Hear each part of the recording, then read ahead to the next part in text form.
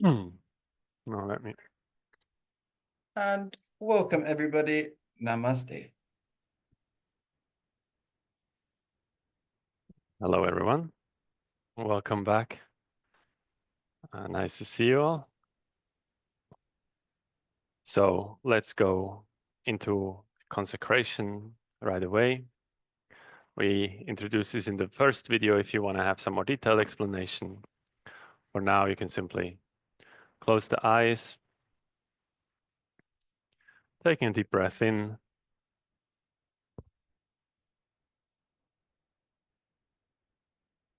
relax.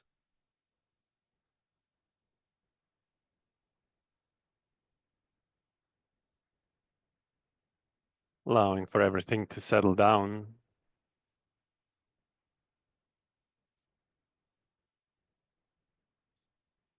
Observing your breath, how it flows in and out without your effort.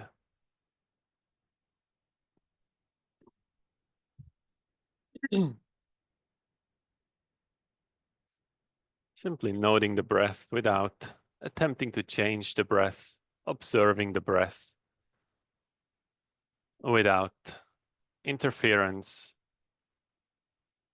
and then send like a wave of relaxation down your central body, your core, down to the surface that you're sitting on. And then from there, let it rebound, travel back up to the crown, on top of your head.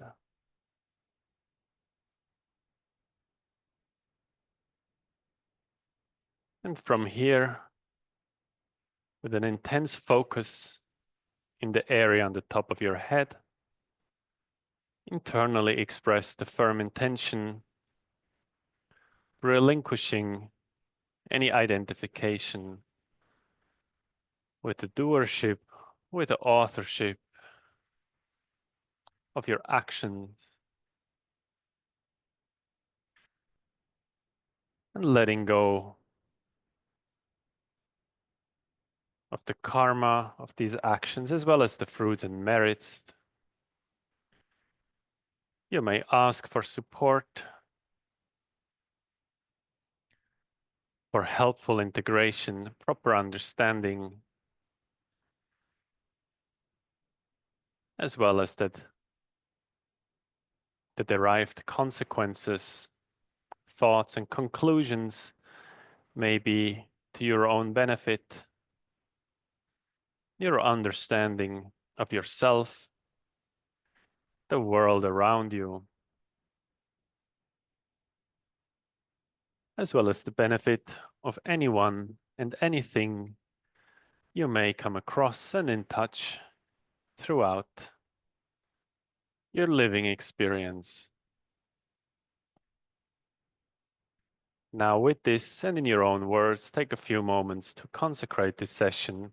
Again, relinquishing the identification of the authorship, the doership, and instead asking for support, for grace, proper integration, and correct understanding from here on onward for yourself, as well as everyone in your realm of your experience.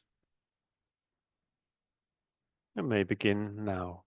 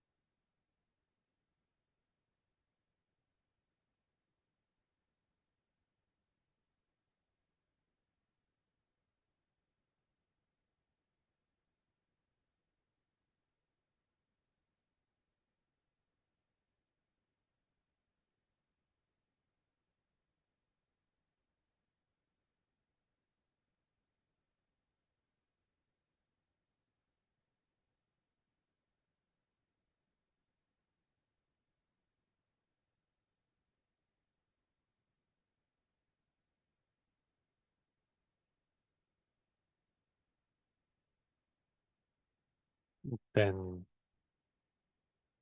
in your own time, gradually return to your body, your physical place and surroundings, letting the breath flow into you, fill you up one more time, and then with a relaxing exhale, coming back and opening the eyes. So welcome, Namaste. Welcome back to this session of today. Luke, what's on your mind? What have you been wondering or thinking about? You teased me wonderfully the other day. I'm just checking the messages now. Oh gosh, don't. You'll get me romantic. I'll get myself romantic in a minute. It was November 30th. And it's shall we do the world as I see it, in line with Einstein and retro causality movement outside of time, how it surges forth and recedes, the universe, that is, with the universal consciousness as continuity in the background, and then ontic closure being one's own background, the multi-aspect universe. So for me, like, oh geez, oh, I read that, I was like, oh, I think like obviously I just let you go and you do, but I think like the just a couple of important things to highlight about like where the idea of the world as I see it comes from. Like, you know, it's the background to that. I think that could be important. And then also I'm thinking about like yeah, so then when we're digging in a bit more, I think we're going to go into time, and then so just starting at a basic idea of like 4 or 3 dimensional time and then expanding it out in kind of like in a little summary, and then go into the ideas further. Does that make sense?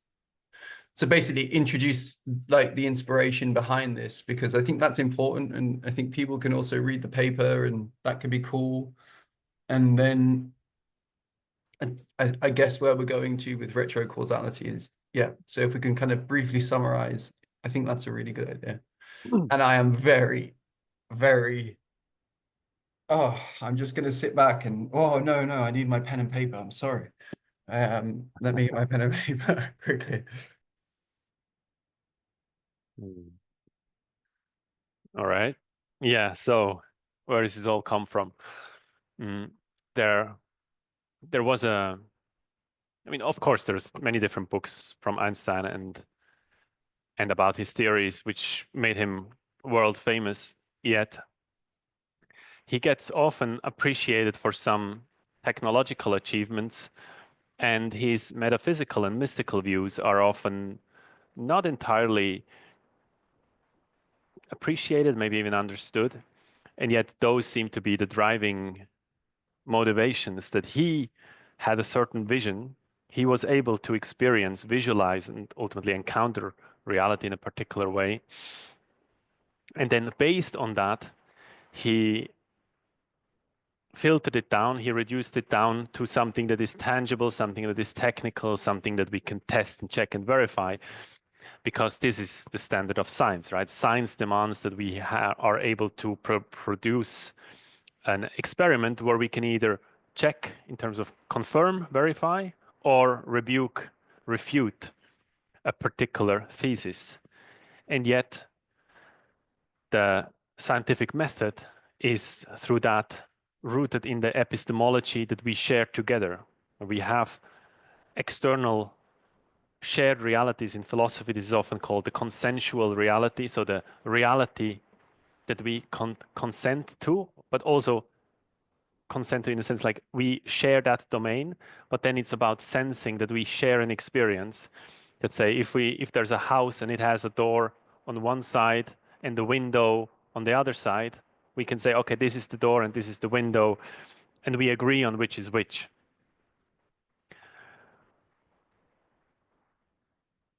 This being an important part of being precise, making progress in studying reality, studying the nature, is good. It provides us with many tools. Most of what we do today, when we have machines, when we have technologies such as, let's say, recording devices that we can communicate with, telephones, with the internet, that we have cars to drive around, planes to fly, all of that are products that were built with tools that we have from doing experiments and doing tests. So in the material world, there's a lot of use and a lot of value for these technical mechanisms and the study thereof. However, all of that, it takes us up to a certain glass ceiling. Like there's a part of reality that is accessible to us with this method, and there is a domain which lies beyond. That means it's inaccessible to the contemporary scientific instruments and methodology. This may change in the future because science has gone through many stages and has evolved in terms of what we consider to be science, what we consider to be valid in terms of an experiment, what we admit as a robust, reliable instrument. And so, just as Thomas Kuhn in his book, The Structure of Scientific Revolution, discusses, there is often a paradigm shift. So we use paradigm shift in all sorts of ways of like meaning, okay, somebody got like a new insight and has a new idea. But originally, a paradigm shift meant that you were running an endeavor with a particular principle and you kind of exhausted or reached a limit of how far you could go, and it required a new way of thinking, a new way of reasoning, a new way of assimilating information, facts and experiments. And then that takes us like to a new stage. And the paradigm that we operate on today is consistent with logical positivism. So kind of that say, okay, there's certain things that we can check, there's certain things that we can verify, and yet then there is a limit to how far we can expand with that. For example, when we talk about love, love is a common human experience, but it's a subjective human experience. Now you can go to a neurologist and he can hook you up in a lab with machines and say like, oh, when you talk to a loved one, we can see that there's a reflection that let's say your tone of your voice may change and your neurology starts to fire up in different ways. So we can say there's certain evidence that supports or can confirm that you are in the state that you feel in a way that you tell us that you feel. But there's not really any direct way to confirm subjective experiences. And this study of epistemology is, again, very useful. It should be approached with a lot of rigor. We need to be more careful in how we use language when we engage with the methodology of science. Certain things you're allowed to do, certain things you're not allowed to do. But we have to admit that there is a certain limit as to how far this can take us.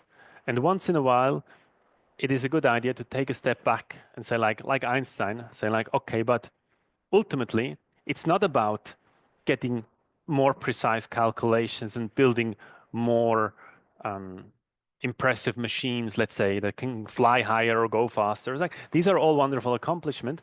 But ultimately, Einstein, for example, said, it's not about being in the present moment that is important, but he advocated that we should be in the mystery. Not in the moment, but in the mystery. We should, from the moment, look at reality and discover that in reality, the world that we share, the experience we share, there's a mystical aspect. There's something that is undefinable, almost intangible. You can recognize it, you can encounter it, and it can be very humbling, it can be very touching, it can be very motivating, it can be very inspiring. And through whichever flavor we access this mystical state, we get to see something that is larger than us. Now, these mystical states are very often difficult to capture. Just like the experience of love, we can talk about it, but to actually define it and say, well, it reflects it in a certain electrochemical, biochemical way, would be diminishing it. It would reduce it to an objective mechanism. While a subjective state often comes together with a neurological state, it is not limited to that. And these are things that happen in deeper states of meditation. Sometimes it happens through anesthesia, that people come back, they're in a hospital because for whatever reason they required an intervention, they were under anesthesia and they had experiences. Let's say they float out of their body. They are present in the room where the operation is happening. They're seeing their own body. They're witnessing the doctor doing something. And they notice that one of the nurses dropped an instrument, for example, and they look to the wall and they see the time. And then they come back from the narcosis, wake back up, and then they're like, wait, did there something happen in the operation? I have a memory that somebody dropped something at 3:45, and then people say like, you can check the tapes, right? You can check if usually you have a camera running or something, maybe a surveillance camera or something. It's like, how could that possibly be knowable to that person who was under anesthesia, where the brain waves were essentially turned off or at least reduced to a very basic form? How is that possible? And this is, it's very easy to dismiss. It's like, this is a fluke. Scientists that like their rigor of the material sciences very much, they have often a tendency to flat out dismiss of like, I know, I cannot confirm this. I cannot be sure that that's really true. Maybe there was a mistake. Maybe there was a misunderstanding. Maybe it was coincidence, right? You can always invoke coincidence for anything. Okay. But at a certain point, if I push a button and the light goes on every time I push it, at a certain point, it's not plausible to keep writing the excuse, I'm going to say, of it just being a coincidence.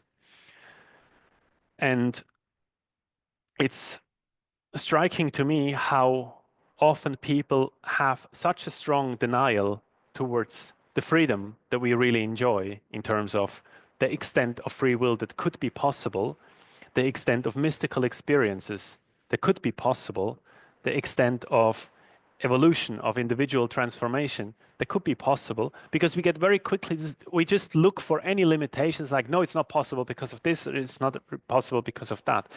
And very often we find a way to obstruct and limit the experience and then confirm that limitation. This is a bit like the saying that an optimist is, well, the saying goes something like, it's better to aim for the stars and land in the mud than aim for the mud and make it. Even though in terms of predictive power, the one that says like, I'm going to land in the mud tends to be very accurate. Yet we should strive for the best thing that we can conceive to be possible. Even if we may fall short of that, maybe we need to try again, or maybe we need to revise something. And that's something that you see with successful people. There's like a caricature where what people think what success looks like. I think there's a starting point, then there's an arrow, you keep going, and then you succeed. Yet in most cases, you start, you want to get somewhere, and you keep going and you get deflected and things break and you fix and you change and you go all over the place. And eventually, because you persevere, eventually through trying and adjusting and correcting, eventually you get to the destination. But it hardly ever is the straight, simple, seamless, straightforward path that we anticipate. And for that, it is very helpful to step back and look at the larger picture. And this is one of the things that Einstein went into with the world as I see it, saying like, look, let me share a vision for the world. You don't need to agree with this vision, but let's entertain for a moment. What if, could it be possible? Is it probable? Is it even accessible? And let's not spend so much time on all this uncertainty and doubt and, Can you really know for sure? Is one of the things that a skeptic might say. You know, I say, there's a door over there. I know I can go and open it. Like, well, can you really know for sure? It's like, well, I opened it yesterday. It's like, yeah, but maybe now it's stuck. Maybe somebody glued it shut. Maybe somebody locked it. It's like, okay, I cannot actually be sure unless I check myself. And if I go and check and come back and say, like, yes, I could open it. It's like, what about now? Maybe now it's different, right? You can wear down any process by just adding more skepticism. It's like, yes, but you know, that was an information of the past. Maybe it's not current. Maybe the sun moved a little bit. Maybe somebody parked the car in front that you didn't notice. Right? You can always the creativity of humans is endless when it comes to excuses why something is not possible. And that same creativity could be used to see how something is possible, or at least how close you can go. And I remember when I was a teenager, early teenager, I remember this idea from Eastern traditions that we would learn about Buddhists, that they believe, you know, as a foreign concept, foreign people believe it's something very strange, that there is something, such a thing as enlightenment. And in Western circles, very often people are almost a little bit dismissive. Depends on culture, depends on who your friends are, who your family is, and so on. But generally, people are kind of like, I know that's kind of like an almost absurd belief. And my response was like, well, okay, you seem to be very dismissive of this idea. Based on what? Like, did you check? Did you try? Did you run into trouble? Did you find the limitation? Were you able to rule it out because something that you were told to do turned out not to be possible? Right? Like, based on what? Well, how much did you try to see how far you can go? Because if I just say, oh, I don't want to consider that option, I'm just going to believe that it's not possible, that's not really any much of any evidence at all. That's rather me just saying I choose not to go there. And as a choice, it's fine, right? You have free will. You can say, I don't believe in enlightenment. I don't believe in any experience after death. I don't believe in even being able to control my dreams. I don't even believe that I can become lucid in my dreams, right? Yeah, you can believe that basically nothing is possible. You can believe that you can't get out of this chair. And if you really believe it, what's the point in even trying, right? You can just say, there's nothing really to do because I believe everything is impossible. And I advocate pretty much the opposite. What if all of that is possible? Maybe not always as easily as somebody might claim. Maybe it's not such a straightforward process as you anticipate. Very often we think, oh, I look at the map.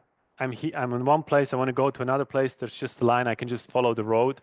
And then when I'm actually out in the world, there's all sorts of little turns and bridges, and maybe a tree fell over there's all sorts of complications that we might encounter along the way. But it doesn't mean that the map was wrong. It just means that we were operating on a simplified view to give us a general orientation. And when we actually take on the journey, maybe there is extra steps. But when we really try, when we are sincerely seeing how much is possible and in a genuine effort explore, we may explore that much, much more is possible. And on one level, any skill that you want to learn, it will take time. First, you learn the basic ropes. Ideally, you have somebody who helps you, who can assist you, who can show you a few tricks. And then there's a process of exploration, and you become better, just like riding a bicycle. In the beginning, it's just about not falling. And at a certain point, you can more fluidly navigate. And some people go riding downstairs and jumping over things and driving around in dirt. And you have an expansion of that competence that is possible, knowing that this development of skill will take time. It's still wise once in a while to sit back and say, like, yes, but assuming I can learn to walk and to climb and to run and to swim and to ride a bicycle and maybe fly a parachute or a helicopter or drive a car, like, you can explore all the different options. And then that, even just the consideration of possibilities, in a way expands your horizon, because now you are confronted with more options. Let's say, if I believe that I don't have free will. I'm not conscious. There's just the physical, basic material thing, and everything else is an illusion. Right? The fact that I'm aware, that I'm conscious, that I have free will, all of these are just a bunch of chemicals rubbing together. They give me like an illusion that I feel like I'm alive, but basically I'm just a very elaborate machine. Okay, that is one point of view, but it's a very limiting point of view. I like how Michael Levin phrases it. He has sorry, one of the titles actually of his talks. It's like reductionism is appropriately named because it reduces what you can do, right? Reductionism is not wrong, it's just very limiting. So if you have a reductionist mindset where you want to explain everything as it can be explained by billiard balls knocking each other around, like basically everything just mechanical impulses, then you reduce your thinking, the space of possibilities, to something very trivial. Now, that's not saying that, oh, what's the alternative? The alternative is believing that everything is just always going to happen based on miracles. And there's no explanation, there's no reason, there's no mechanism, just things just pop into existence and everything is different. That would also not be necessarily a very healthy or helpful view, just expecting that everything just is moment by moment completely different, completely inconsistent from what it was before. Because when a, a situation is in a particular way, that is not arbitrary. That came to be in a particular way. And if there's a tree growing, there's a chance, a fair chance, a high chance that that tree will keep growing in the same way unless you intervene and chop it down. So we don't really want to collapse the possibility to just dealing with trivial mechanisms. And at the same time, I'm not advocating to completely dismiss the physical reality as the reality, the space, the physical condition that you find yourself in. That's your starting point. If you want to know how to get to a city, let's say the city of London, and I say like, oh, from Brighton, you just go on a train direction London. That's of no use to you if you are not in Brighton. If you're in a different town, you cannot get that train. And so any path always has to start with where you are. So it has to be a subjective thing. Even if you want to do a scientific experiment, that experiment, somebody has to set up the experiment and set things up in a particular way to check, to test, to verify, to document the result. And for you or me, for that to be useful, we then subjectively either listen to somebody who gets to tell us about it or we read a paper. So there is always a chain of interactions, how the information flows, how we discover things. And while there are mechanisms that we can observe, that we can study, that we can harness, there is still a good reason to study what is the larger picture.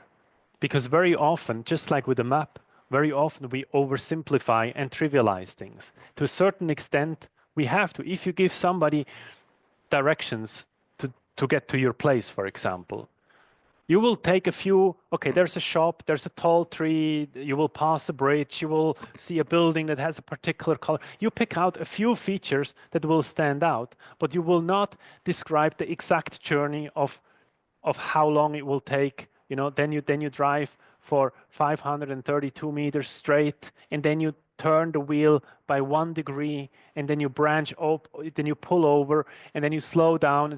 That would not be a useful description because it would be too detailed. So we humans are able to expand our cognitive light cones. I'm using this term from Michael Levin, that I came through it from Michael Levin. I don't know where it comes from because he collaborates with many people. But the cognitive light cone is the scope of goals that you're able to pursue. And we humans are actually able to relate to very, very large goals that even exceed ourselves. Whereas a dog, for example, can maybe anticipate how a cat is going to move in the next moment, and it has a certain instinctual, immediate, let's say you throw a ball and it can anticipate the trajectory of the ball, jump up and catch it. But it cannot anticipate what's going to happen in the next town 3 months from now. that's not within his cognitive light cone. That is something that is in a way of no use and no concern for him. Now, we humans, we have this ability. We can even consider things of future generations, what the consequence of our actions will be for future generations. And also within that, of course, how our own actions will affect us, not just today and tomorrow, but maybe even in days, years, months, and years, even decades from now. Some people then extend this and say like, well, but it's not just the life that I'm living now, but there will be consequences just like based on how I live my life in the day, maybe that's going to affect how I sleep. The same way, if I live my life in a certain way, then when I die, then that experience is also conditioned based on the choices I make and the action I took throughout my life.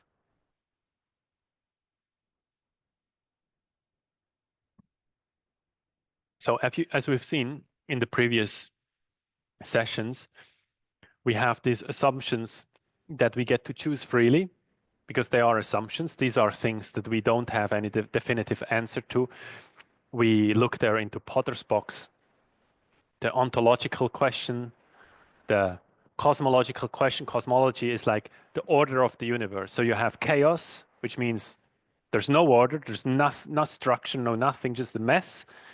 And the opposite is order. The Greeks use the word logos, that you have some coherence, some structure, that the next moment is not completely random, but there is a certain, like if I am sitting now, I anticipate that in the next moment I will still sit here unless I make a step. And when I choose to get up, then based on that choice, I anticipate that I will be standing, right? This is an interaction loop that constantly happens between our left and right hemisphere, because I don't know, many of you may have come across this, but very often things are mirrored across, that it's my left hemisphere that controls my right hand and my right hemisphere that it controls my left hand. So if I move my hand up and down, my hemisphere actually sends a signal for my actuator, so for my muscles to move my arm around. And then it's not that I move my hand, I forgot where it is, and I have to look at it. And it's like, oh, now it's here. But meanwhile, while that impulse travels to instruct my arm, there's also a signal that goes from one hemisphere through the hypothalamus, through the central bridge that connects the two hemispheres, and updates on the other side, informing the other side, by the way, just so you know, we moved the arm to another place, kind of like if you would deal with logistics, and you move something from one shelf to another, then you have an index, some registry where you say, okay, that is no, you cross it out, it's no longer on that shelf, I moved it to another shelf, so that the next person not has to search everywhere to go find out where your limbs are, right? That will make navigation, walking, handling things, would make it very inconsistent when if you would constantly, a part of your body would signal to another. So we have the appearance of a high level structure as a human, but this is actually made out from many different parts, and these parts in a very intrinsic in very intrinsic way communicate with each other, signal to each other, update each other, and have these interaction loops within which we perceive ourselves to interact with our environment. The environment can be the universe, but it can also be a group of people. This maybe is more visible when you have team sports, because there you have close interactions where things happen very quickly, and one person moves, the other person adjusts to the move of the one person. Let's say if people play basketball or football, something that is more fast, you have many of these team dynamics, and the one team appears as like one organism as opposed to another team. And you can see there's two pieces that interact with each other, even though each of those pieces is made up of many parts.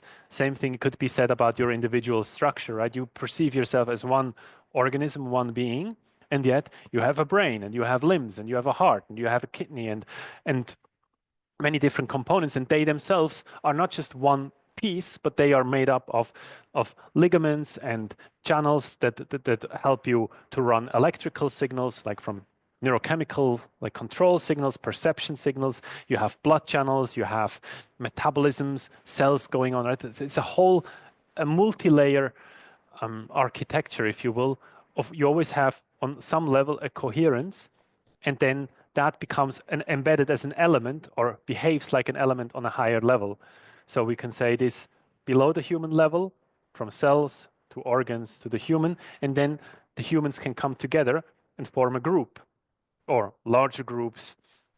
Sometimes people choose a particular orientation, let's say a sangha for spiritual practice, where people come together and say, look, we have like this raft, we have a certain tradition, and we together do our best to make this work.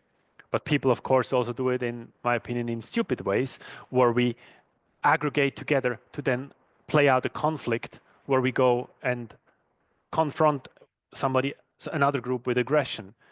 And that then it's not always healthy. So just because something is larger doesn't necessarily mean it's better. And so the more you scale these considerations up, the more the implications, the choices become delicate in a sense.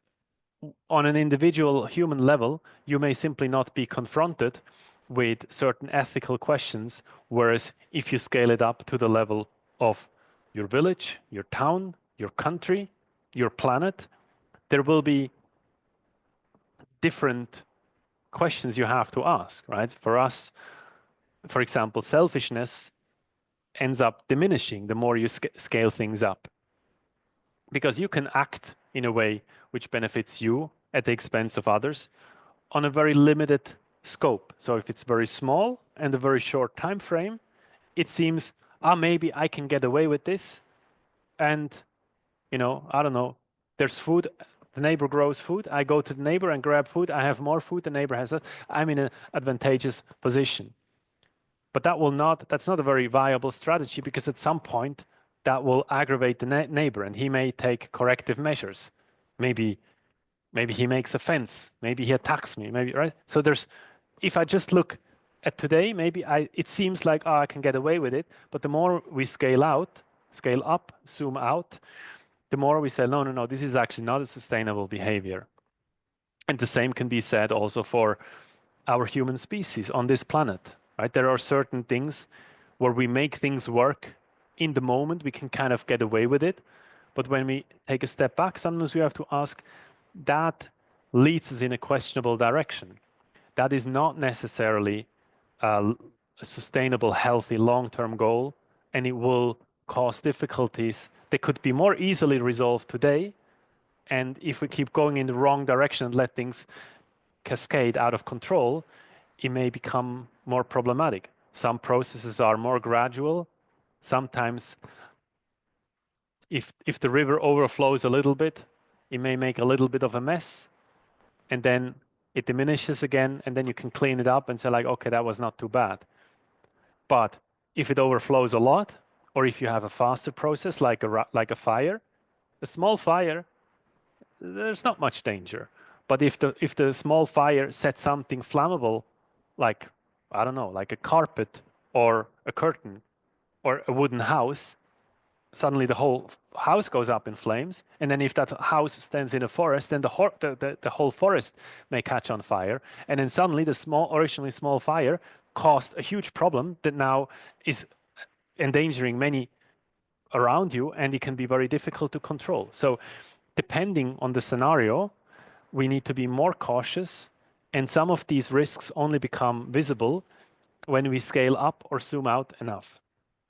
So this is just the direction from the limited physical, where things can be very mechanical and simple, to group dynamics or larger systemic dynamics, ecological challenges. That is one direction that we need to consider. However, if we keep considering this in the long run, realizing that our lifetime is more or less within a century, like within 100 years. Yes, some people make it past 100 years. Some scientists think that the human condition can last up to 1,000 years if we learn longevity. Some even go beyond that and think, well, we can upload our brains, and then, in my opinion, it becomes, the more you go out, it becomes a fantasy. But the problem is not so much whether it's realistic or not. The problem is that this type of obsession is actually hiding an underlying concern. The concern is with our own mortality. I believe it's extremely important to come to terms with the fact that we are here on a temporary basis. Even if you say you can live 10,000 years, okay, fine. Still, it will be temporary. In a few billion years, our sun will burn out.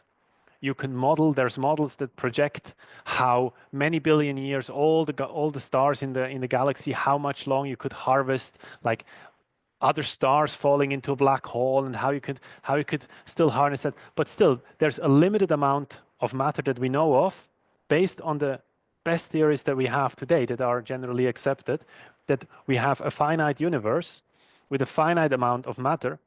Well, the universe may be infinite, but because these models predict an expansion of the universe, that means as much as we can see is as much as we're ever going to see, because the different parts of the universe seem to be going further and further apart of each other. Even if the universe would be infinite, that's of no use to us because we cannot access that realm, because it retreats faster than the speed of light, right? We cannot move faster than the speed of light, but space can expand faster than the speed of light.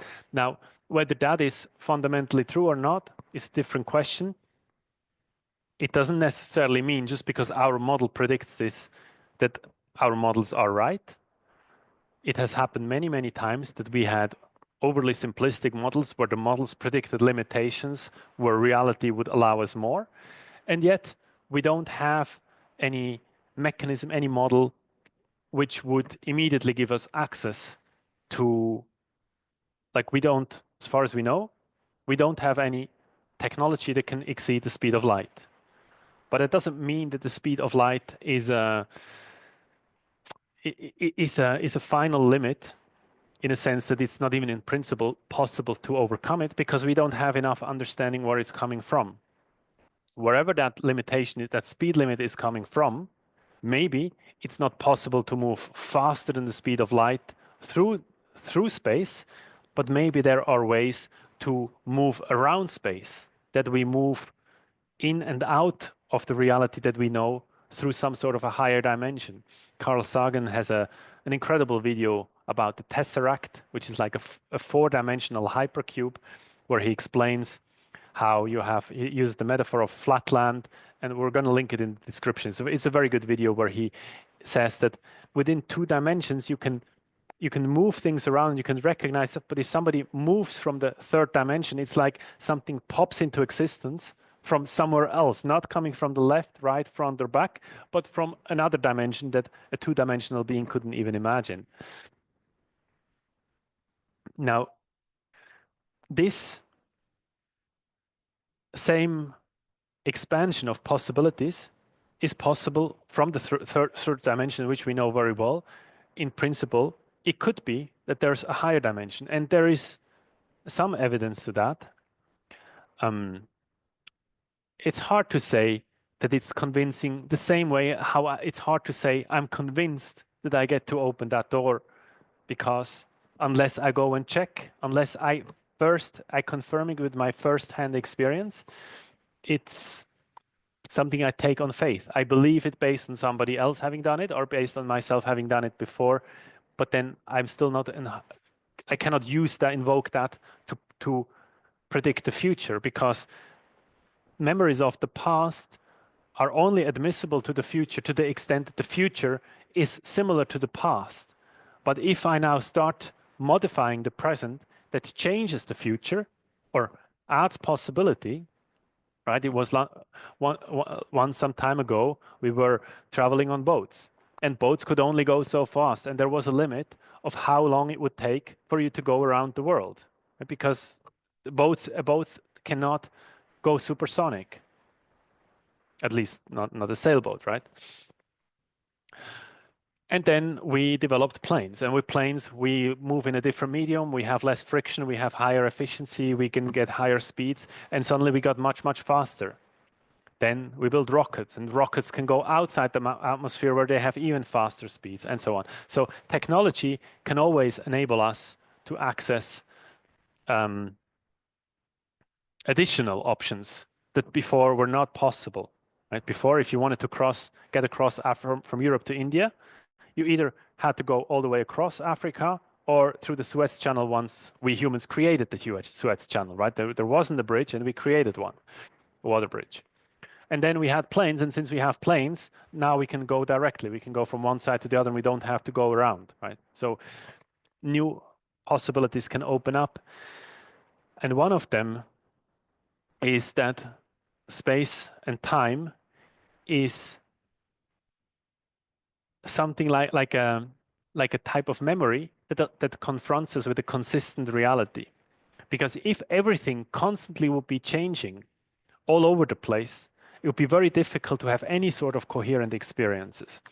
And I would presume that many of you had a dream where you had an experience.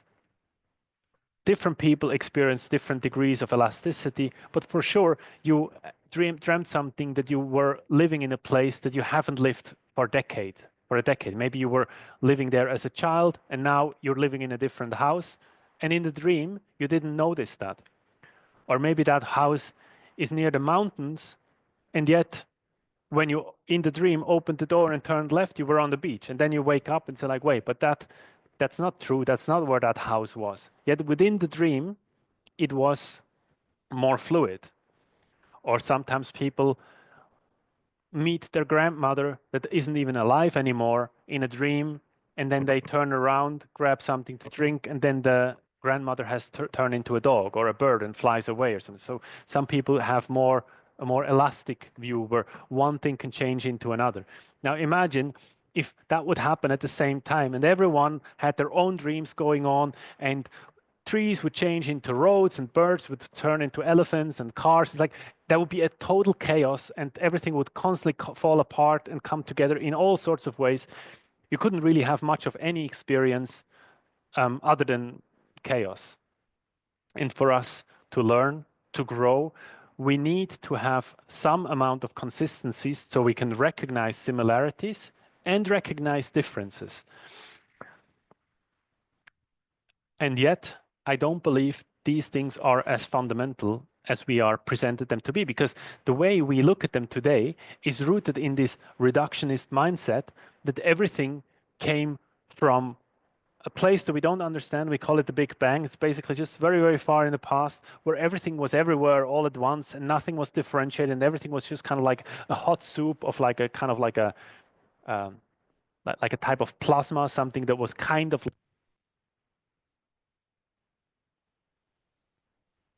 I've lost your audio.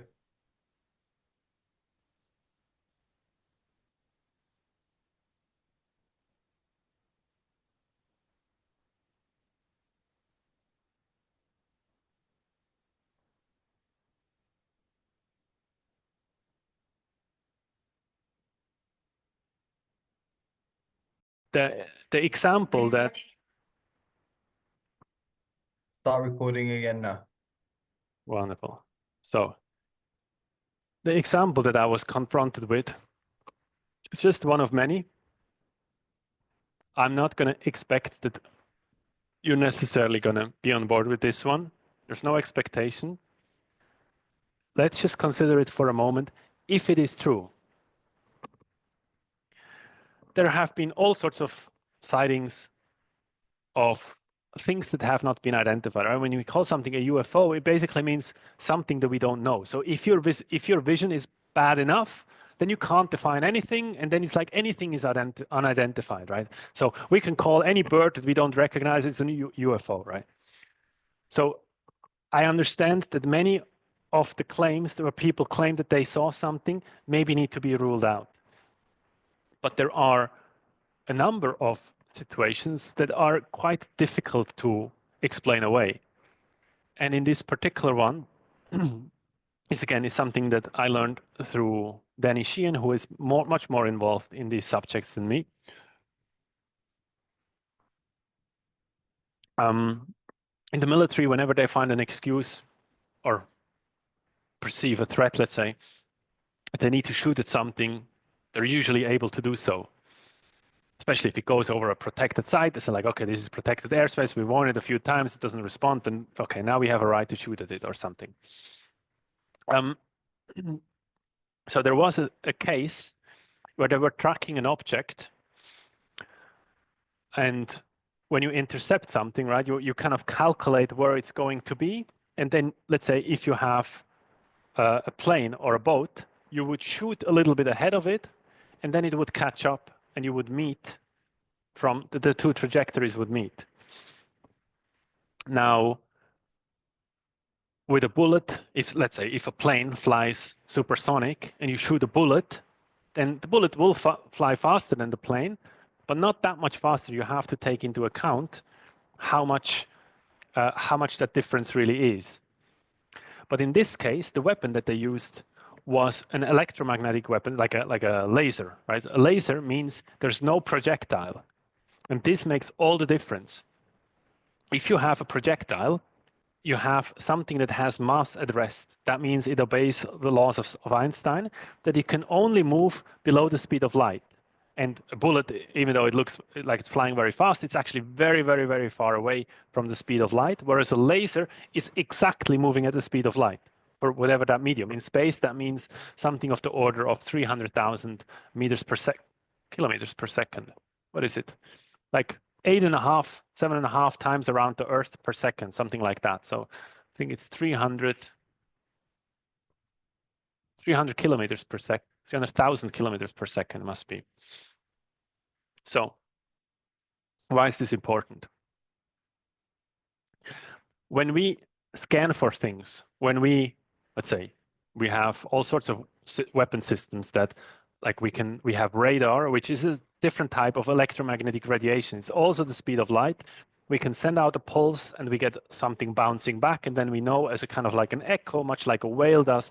You send out a signal, you get an echo back, and then you know roughly how far things are away. And if they keep coming closer each time you send a second, you know how fast they move. The mechanism that we use, that we have available on the most sophisticated levels, is using light or electromagnetic radiation. So it's not visible light, but it's the same energy. Now, if something moves slower than the speed of light, you have a time to react. But if something moves at the speed of light, like a laser does, you cannot, let's say if you're on the moon, or I'm on the moon and you're here, and we add a laser pointer, you cannot measure from the moment that you can see me turn it on, you cannot calculate how much time you will have until it hits you, because you will not be able to see it. You will not, the visual contact will be as much as delayed as it takes the time for the light to travel here. So from the moon, that's roughly a second. So it takes roughly a second for the light from the moon to travel here. And so even though technically I did it a second in the past, you will not be able to see that until the laser pointer, the laser beam is here.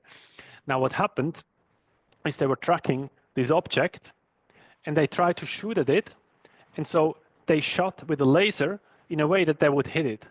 And that object somehow knew ahead of time where it will be hit and turned off and deviated, even though the spot, the target was exactly on point. They didn't make a mistake and shoot in the wrong direction or something. They shot exactly where they wanted to shoot, and the faster than they could have communicated, even if somebody would say like, we're shooting now, they couldn't have gotten a signal faster to that object to inform it to turn around, because that would still be limited. Radio signals, any sort of communication signal is still limited by the space of time. So somehow there was a response that knew or was able to correct, would take an intervention and adjust course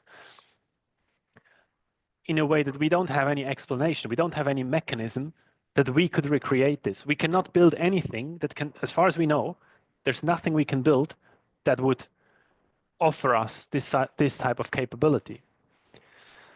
And this means that on some level, there was an interaction where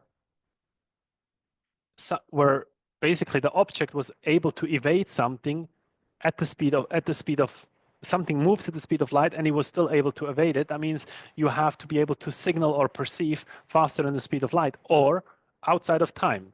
And if you don't go through space and time, if you have a certain kind of like a non-local information, then that could explain it. But we don't have technology, and it doesn't really seem with what we know that such a thing would be possible. There are other type of scenarios like this where sometimes these objects would appear in rendezvous points. So let's say fighter jets are chasing an object and they're trying to get to it, and then they communicate with each other. They know when they are, let's say, losing contact, that they will meet up in a particular place, and then the object was already there. How did it know? So there's these kind of questions at least confront us with the question, like how is this possible, and what does it imply? Because the moment we admit that space and time is not the whole story, then we get again confronted with different it challenges our assumptions, because now we're confronted with something that is not permissible based on our story that we had the Big Bang and there's a finite amount of matter and it's flying around and nothing can move faster than the speed of light. And we're within this bubble of the universe where we have inflation and everything goes apart, and we're basically in what is called a terminal domain. A terminal domain means it's temporary, it has a beginning, and it has an end. Whether that end means everything falls apart and cools off and we have what we call heat death, that everything just dissipates and fades out, is one possible scenario.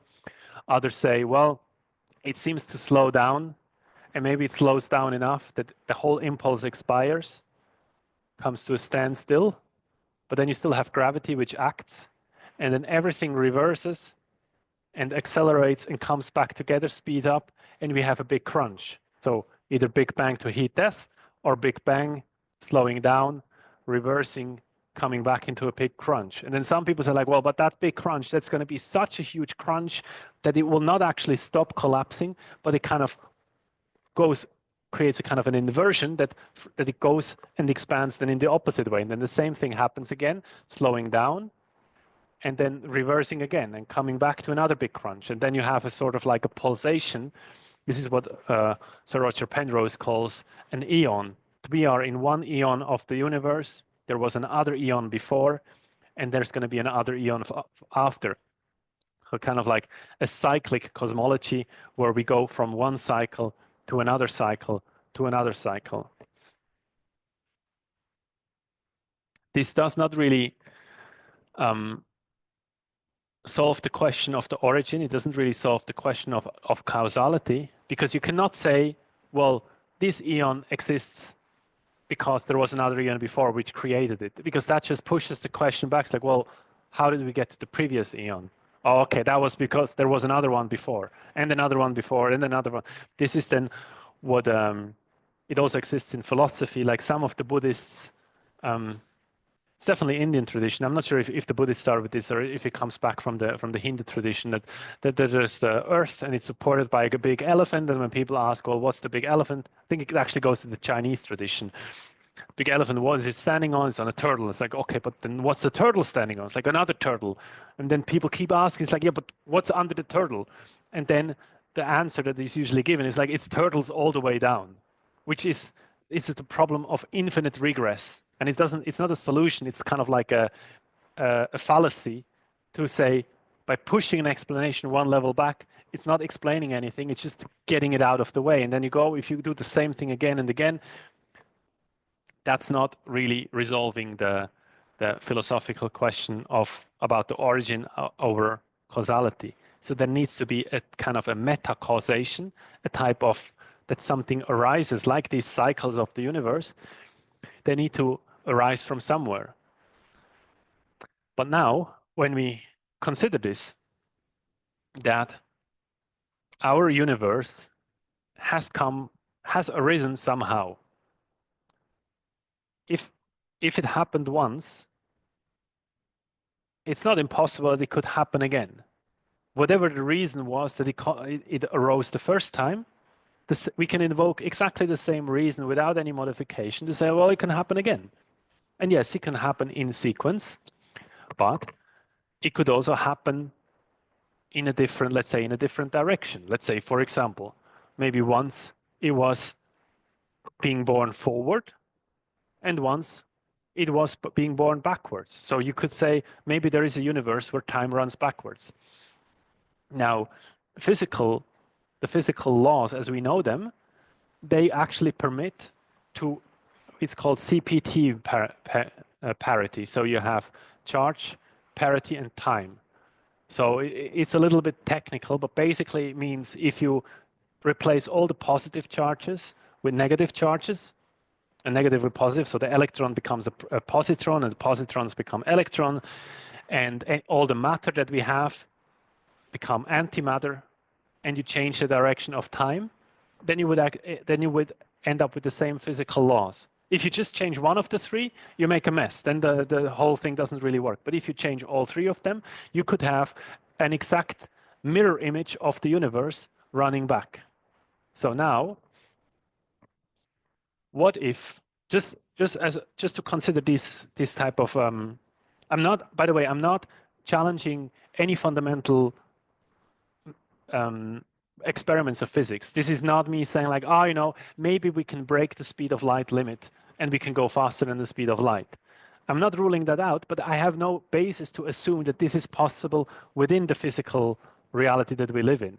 What I am saying is wherever that speed of light is coming from, if we can get to the cause of that, maybe we can let it arise somewhere else. So the same, you know, this is now a little bit of a semi-metaphor, but if I say, okay, I'm born on planet Earth, I don't know how exactly I got born here, but just instead of being born here, I could have been born maybe on another planet in another galaxy that also favors human life.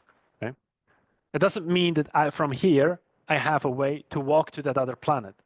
Maybe not. But when I understand the mechanism, how I got here, maybe I find that I can invoke the same mechanism to arrive somewhere else. So these type of questions allow us to peel back layers of the universe and say, okay, well, if the universe, like what Penrose calls an eon, is born and arises, space and time arises with them. But space and time is not applicable to light itself. So let me explain this for a bit. This is a sentence maybe we need to take apart. Because of course, yes, light is still adhering to the speed limit within space and time. But the subjective experience of light, anything that would move at the speed of light. So now we can loosen the constraints a little bit and make a thought experiment. What if we would be able to move at the speed of light? Which, again, we don't believe that this is possible. The faster I drive my spaceship, the closer I approach the speed of light, the more I contract the distance between origin and destination, but also that my whole spaceship becomes shorter and shorter and shorter. This is called length contraction. And if you go all the way to the speed of light, even if you would travel from an external point of view, we'd say, okay, we have, I don't remember, Andromeda is maybe 2,400 million light years away. That means if I shoot a laser pointer in the direction of Andromeda galaxy, it will take 2,400,000 years for that light to get there.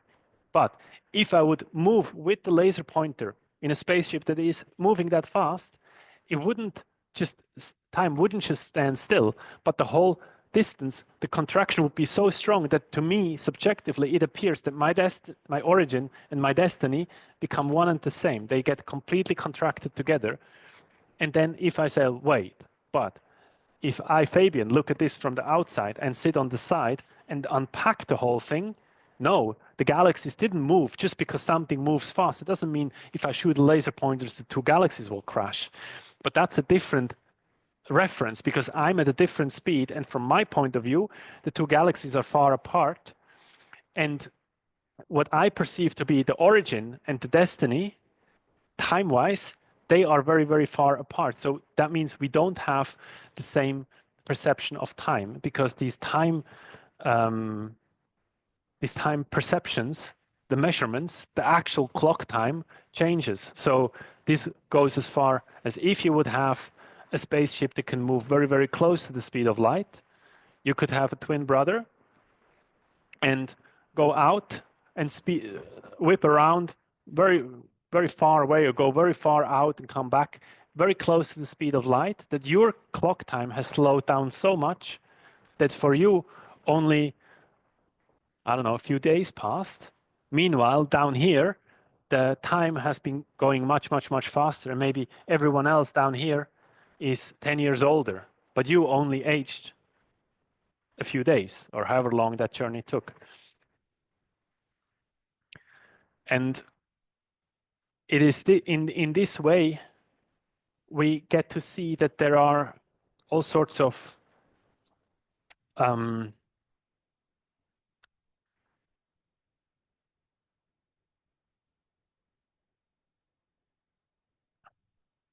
like what we perceive to be objectively true is mainly confirming in a self-consistent, in a circular way, that yes, everyone will agree on which events happen at the same time, but only when they're local, only things that happen at the same time, like me shooting a laser pointer to Andromeda. Everyone agrees, okay, when I pressed the button, then the laser started to go.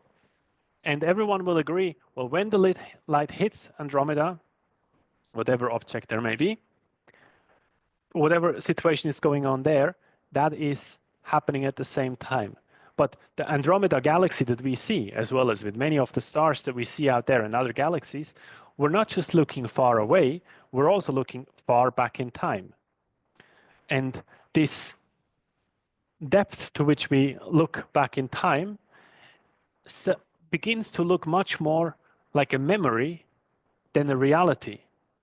And this may be a subtle point, because in everyday life, if I say I'm sitting on a table, my memory of the table, of where the table is, and the actual table are overlapping, and they're pretty much at the same moment, at the same time. Yet the more I push this at a distance further away, and I'm not just saying like a distance like, you know, pushing it a few feet away, but pushing it a few light years away, the more this whole perception becomes more elastic. So the more, this is something that David Bohm used to say, that the more he studies the universe, the more the whole thing looks much more like a big thought as opposed to a big machine.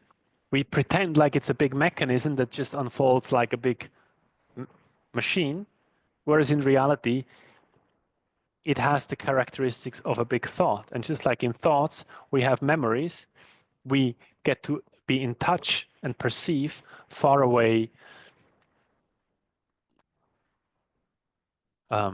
memories, traces of sorts, imprints. And we arise together with those memories. So from the same place from which we arrive in the particular configuration that we find ourselves in, from that same place, we could have arisen in a different way. You know, you can say you could have been born in a different country. Okay, that's one level of where an alternative reality would have been possible. And you could say, well, if I would have been born to different parents, maybe I would have had different genetics, maybe I would look differently, maybe my circumstance would be different. Okay, but then there's also the possibility maybe that our whole planet could have been a planet in a different galaxy, which is a completely different story, right? Now it's not just a minor modification, now it's a much more deep running modification. And so this then opens the question towards not just probable future and probable past, and what did the Egyptians do a few thousand years ago, and what did the Romans do, and what will we do next year, and what will we do in 100 years? These are very local concerns. But if you consider the space of all possible realities, potentially another planet can have a different composition to, let's say, the atmosphere. And our atmosphere is 78% nitrogen. We breathe the oxygen and we interact with oxygen and carbon dioxide. So Oxygen is usually when we breathe in, I think it's around 21%. If we breathe out, it's maybe down to 16%. And we inhale oxygen, exhale carbon dioxide. We don't really interact with the nitrogen very much. And if you go diving, like not the regular paddy diving, but if you go in the more advanced forms of like technical diving, you change the gas mixtures. For example, you have trimix. Well, first you start modifying the nitrogen component. That you can do a specialty course within PADI. You can have more or less nitrogen, which of course affects your nitrogen levels, nitrogen narcosis that you get in the blood, but it allows you to regulate the pressure of oxygen. Like oxygen, if you go down to about 70 or 80 meters, which is outside of the PADI standards, you're not allowed to go there with the regular pressurized air. But because the oxygen gets toxic after a certain pressure. But if you go into less pressure, let's say you climb to Mount Everest, or even just halfway up, you go to, let's take 5,500 meters. It's a high mountain. It's more than half the Mount Everest, but it's where most people still can exist. And if you go past 6, 7, it gets very dangerous. Many people are fit enough to go to 5,500 meters. On that level, the atmospheric pressure is half of what we have on the ocean surface. So that means you could, in principle, the same chemical reactions would be possible if you have twice as much oxygen. Or if you go 10 meters underwater, under the water surface, you again, from 5,000 meters, 5,500 meters down to zero, it doubles the pressure.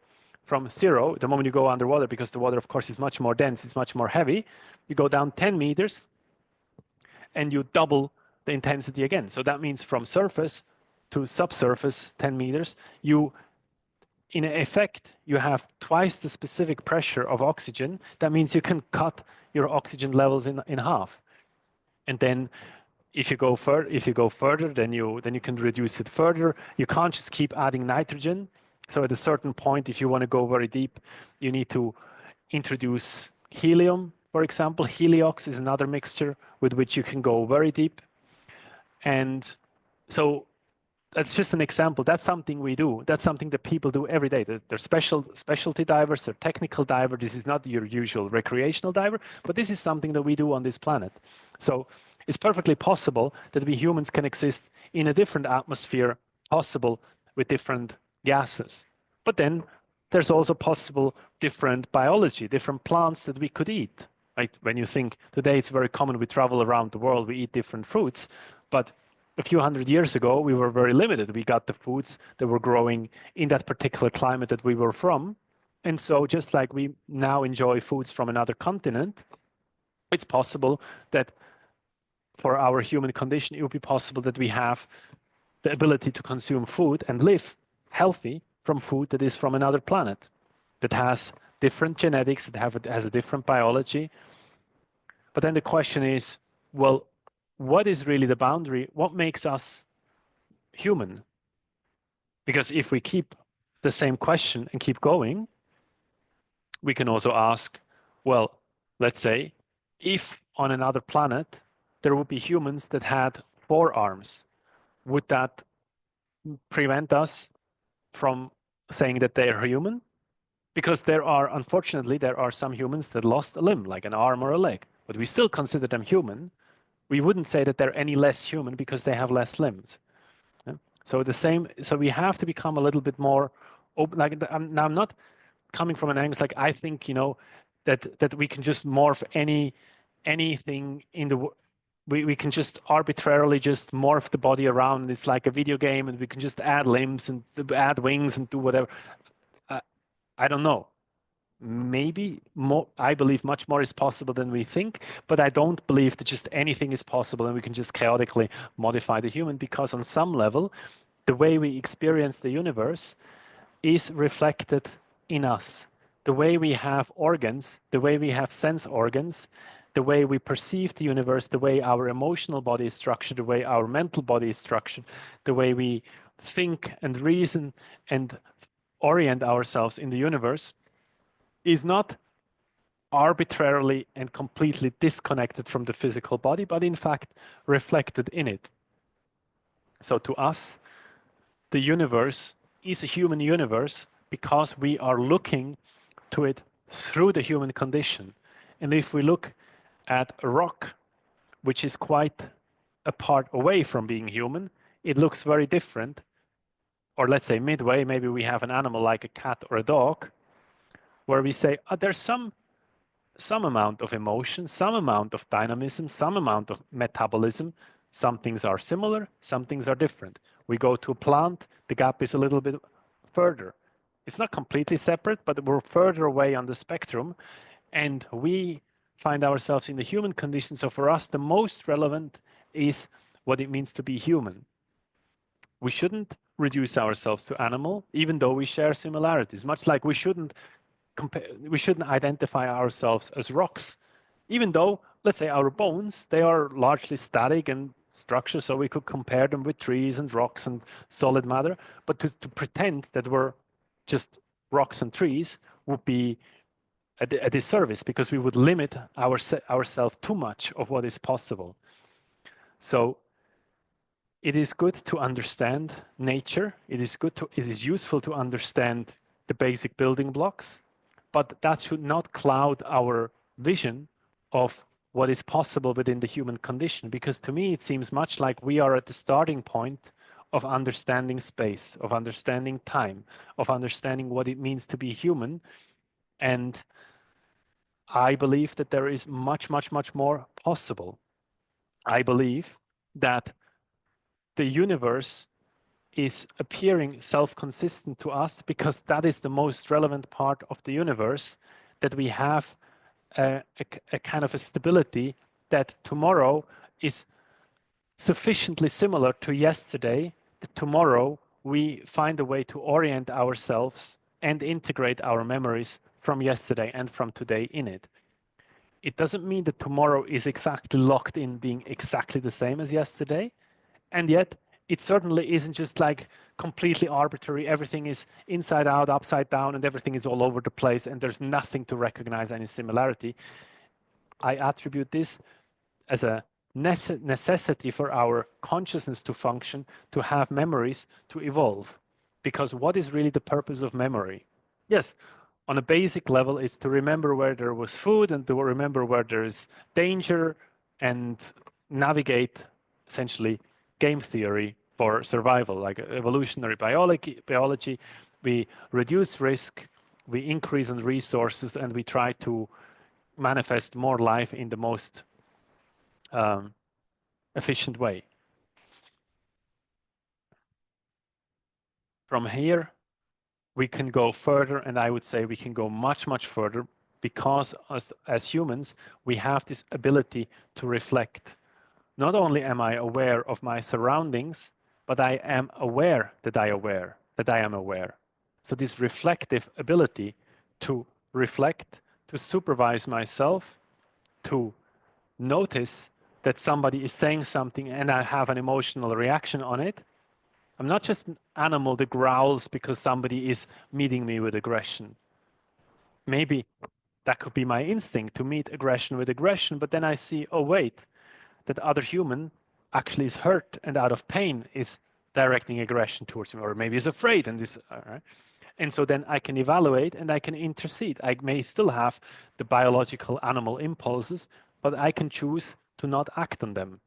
I can choose, when there's food, I can choose to eat a certain amount of food, which seems to be appropriate and healthy. And I don't necessarily eat as long as there is food. Sometimes you see this with dogs, not all the dogs, but some dogs, they will almost eat themselves into a coma. If they find a bag of dog food and they bite into it and they start eating it, they will just keep on eating and eating and eating and eating until they basically lay there and they cannot move anymore, and you can see they're suffering in pain, right? We humans, I hope, most of us have an ability to supervise this and say like, okay, I think that has been enough. So this disconnect, this separation, that we can separate ourselves from the body and become deliberate, this is really where our freedom starts. And within this freedom, we get to evaluate in which direction to go. A worm does not have much choice about whether it wants to be a worm or how it wants to live or how it wants to die. A cow neither. A cow cannot really take a conscious decision of saying like, okay, I'm going to learn this skill. I'm going to develop myself into this direction. I'm going to build a house. I'm going to start a career. I'm going to start a family. No, these things are not really within the realms of animals to choose. We humans have some degree, to a certain extent, some of these things may be subconscious. To some degree, we can intercede, not act on an impulse, or deliberately create an option, choose an option, pursue an agenda, follow a goal. Which goal to follow? Again, it's not black and white. Most people tend to find themselves in situations where they pursue goals that they are familiar with from childhood, from their surroundings, from their peers, and we tend to take cues from left and right, kind of like heuristics.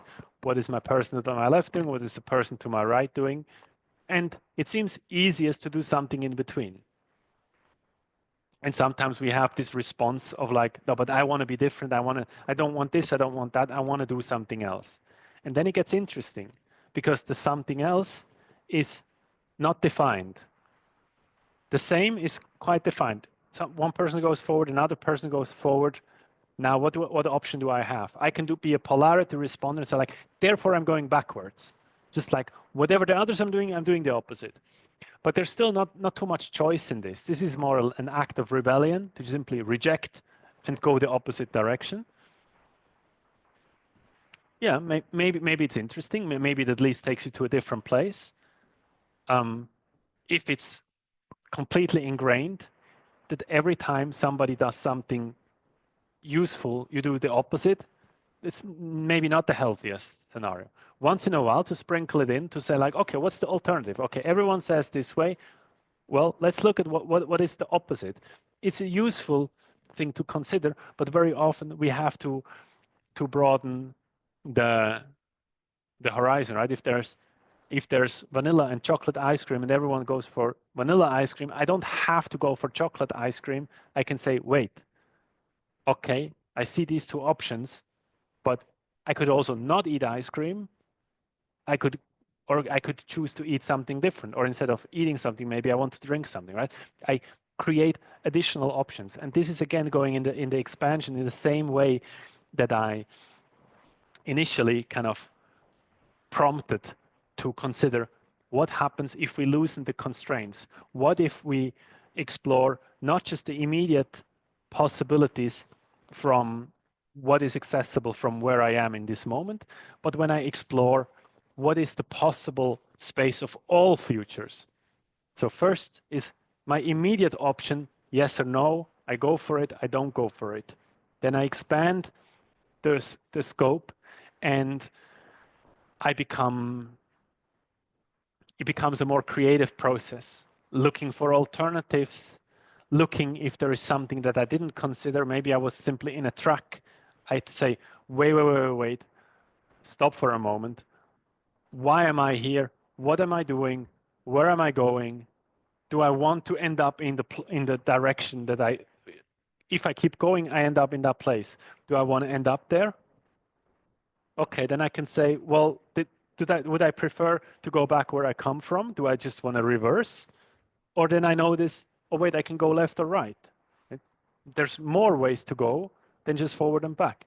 And that's some degree that we can expand our agency, that we can expand our choice and consider alternative options. But then we also have like, well, what is above me? Is there a completely different mode instead of walking forward and back? What if I start climbing, for example, or an elevator or a helicopter or whatever then the mechanism happens to be? And so from being on a track, we can say, okay, we can change tracks. We can choose to get off the track and carve out new options. Maybe even if there's no path, I can maybe climb up a field where there's no path, but it's physically possible. Then I say, well, it takes me longer to go up a place where there is no path. It's easier to go where I have a path. So maybe I choose to carve out a new path, and then we have different degrees of efficiency and probability and one is more accessible and something is more challenging. But then we can take a further step back and say like, yeah, but let's look at what is possible. And then becomes a question of possible for whom? Me individually, me with a friend, me with 100 friends, me with 1,000 people, 1 million of us. Right? The more we scale up, the more things become possible. If I want to play tennis, but I'm by myself, that's challenge. I can play with a wall or something. I can, play around, but I can't really play a game of tennis. So sometimes it's just a matter of scaling up, but sometimes it's also a matter of extending the horizon more into the future. There's only so much that is possible today. Much more is possible within a week, within a month, within a year. And then when we consider only our immediate generation, our own life, there's still a limit to how far we can go, let's say, within a career. Career, we say roughly, is like for people that go through university and then they start, it's within like 50 years is roughly like, let's say you start with an apprenticeship when you're 15, you retire when you're 65, that's 15 years. But we have projects, for example. So I don't really want to right now. I'm not going to go in the direction of the pyramids, because to me there's a lot of question marks that I'm personally not convinced with the official story. So I'm not going there, even though you can consider that as an option as well if you want. But with cathedrals, we know very well, we have very well documented evidence where cathedrals have been built over more than a century. So definitely the architect was no longer alive by the time it was finished. So we humans are able to build structures, at least on a physical level, that are larger than ourselves. But the same could be, we can expand in different ways what is accessible to our future generations. And then we go very easily, we can go in the direction of sci-fi and say like, well, we can go colonize Mars, and we can go out to Neptune, and we can go out to whatever moons, and then we can build different rafts, and we can get different relay stations, and we can build multi-generation ships, and we can go to another star, and then we learn more about physics, and we learn to harness more energy, and right. So the mind, in a sense, is not limited to building bigger machines and saying like, okay, and even if it takes 1 million years, that just means we need many, many generations to get to another place. But we still are within the temporal realm. It does not answer the question, who am I, where I'm coming from, where am I going, in a metaphysical sense, right? I can say, yeah, well, I was born there, I'm going to die there. Okay, that's a linear thing from womb to tomb. But the Buddhists want to consider, what does it mean to break free from the confines of one life? What does it mean to say, well, where did this life come from, and what is possible with that nature that we enjoy from being alive? Because this is not just a logistical question. This is not just about which planets can we conquer and settle on, and whether we can go to different stars. And it's like, it's a little bit like a virtual game reality. Okay, maybe there's different colors, maybe the sun glows in a different colors, maybe the rocks have a different colors, maybe the animals look differently. Like, we have plenty of examples from sci-fi and generally entertainment. We can be very creative with these things. And yet, if you explore all of that, imagine you can live for 1 million years, and you can go and have all the different experiences, the different human experience. You can be king and pope and beggar and servant and actor and politician, and you go through all of it. And you meet all the different animals and eat all the different plants, and you try everything. And then what? You still are in a temporary realm where something arises, you find yourself in a temporary reality, and before too long, even if you say 1 million years, even if you want to say 1 billion years, like just adding more zeros to the number does not solve anything, because the question eventually becomes, well, yes, but what is the meaning of this? Who am I? What is the nature of my existence the first question is like, is it important to even evaluate such a question as opposed to just where I can get food and sex, or like whatever the basic survival replication mechanisms are that usually the biology drives us to. Since you're here, it appears that you already are open to that question, and considering that question, eventually there will be something that becomes like, it's like a seed that grows and becomes stronger and stronger. And while in the beginning you can say, it's an interesting question. Yeah, I never thought about it. Yeah, maybe, maybe not. And then you go and have more families or more houses or more empires or whatever interests you, more boats, more you scale more mountains, you travel to different places, you learn more, you do more, you expand. It's natural for us to learn, to explore, to discover. And then what? That question, who am I? Not in a biographical sense, right? If I have 100 different lives, 10,000 different lives, as the Buddha said. He said he had 10,000 previous incarnations before he realized. Okay. Yes, you played out all the different things, and yet there is still a type of suffering associated with this impermanence, that you have a reality, either something is changing and you would like it to be the same, and then there's a kind of like a resistance to the change, either because it goes away from what you want it to be, because there's a risk that it decays eventually. Again, we're in the temporary realm, or because you want to pursue something and you get attached to something, to a particular goal, and then that itself also is unstable. So that's kind of the basic insight that Buddha says the basis of reality is change, and because of this change, because we get attached to something that is impermanent, this causes suffering, either because we lose something or because we are confronted with something that we don't want. And so he says, the nature of reality is suffering. And then people go like, it's very pessimistic. You're being very negative. You're saying it's not good. And Buddha is not pessimistic in the sense that he says like, I know, all of reality is basically shit. There's only suffering. It's all pointless. That's not what Buddha says. Buddha says this as the opening statement. It's not his last words. It's the first thing that he says. And then he says like, look, beyond this, which we put up with, and we there's a certain amount of unease, and we can distract ourselves and we can numb ourselves to it, but it doesn't really make it go away. But there is a solution to this. There is a path, there is a way out of it. Whenever you see like the Kala Chakra, for example, the wheel of time, there's like a big being that holds like a big plate that describes the different realms of how humans incarnate from. There's like hells, there's animal kingdoms, there's human kingdoms, there's semi-gods, there's gods, and there's a lot of psychology in this. In the middle, you have like the three root evils, not evils, like they call it more poisons. Buddhism doesn't have exactly an image, a mirror copy of the concept of sin. Because in the Abrahamic traditions, you have Adam and Eve. They are in the cosmic union with the divine. They are in heaven. And then there's the tree of knowledge about duality, learning about good and evil.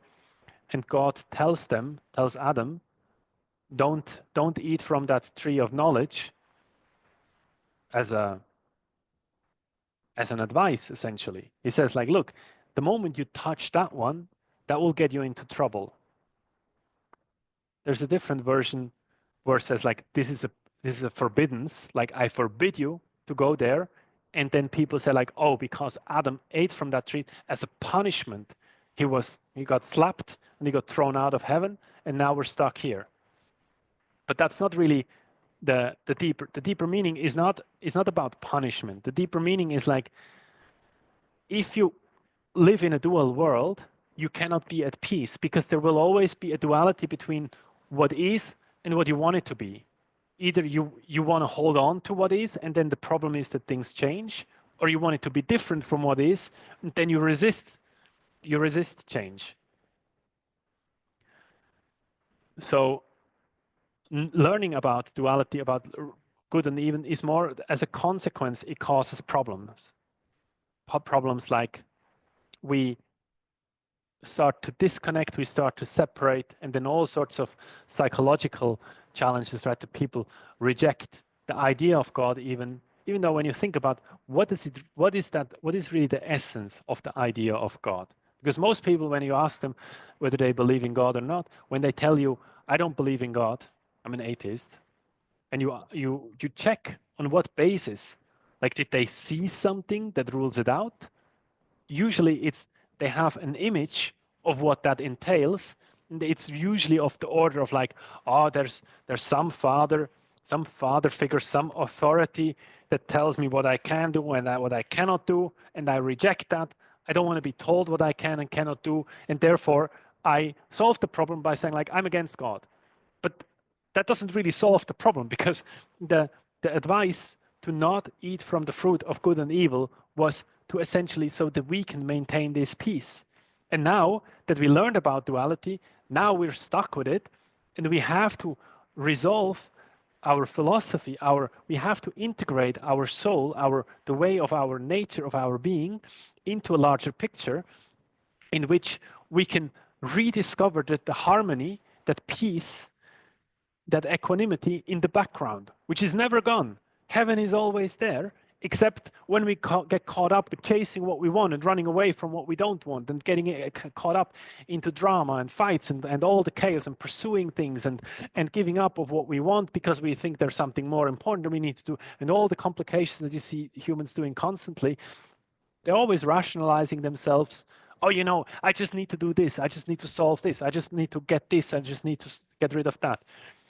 And you can see more often than not, I would say almost everyone that lives in some sort of like a ordinary society, there's a sense of unease. There's a sense of like not being at peace, not being happy, in the sense of like not being just casually joyful, overflowing with love, going into states of ecstasy above the mystical nature of reality, the mystical nature of ourselves, of discovering our nature, of discovering our ability to be conscious, to have an experience, this mystical state that we can find within ourselves, but then we are returning to the world and we find it in another. We find it in nature. We discover life. We look at the stars, and somehow there's something about there is more than just biology, biochemicals, and rocks.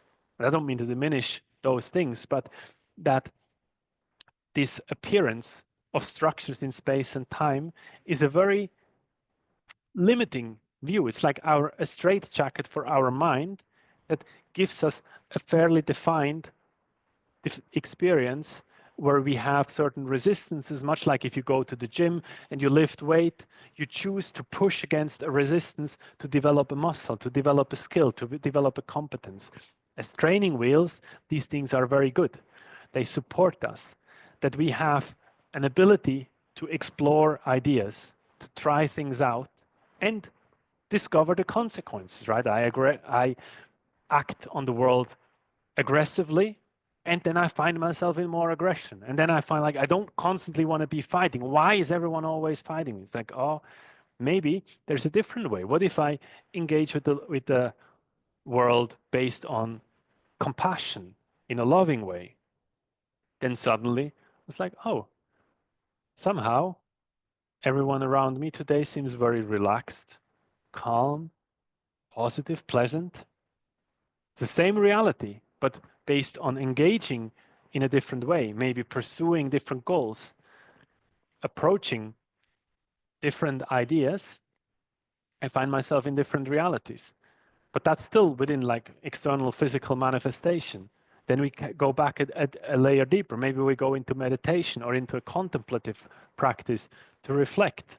Okay, I am here today. I need to do this today. I need to do this tomorrow. Good.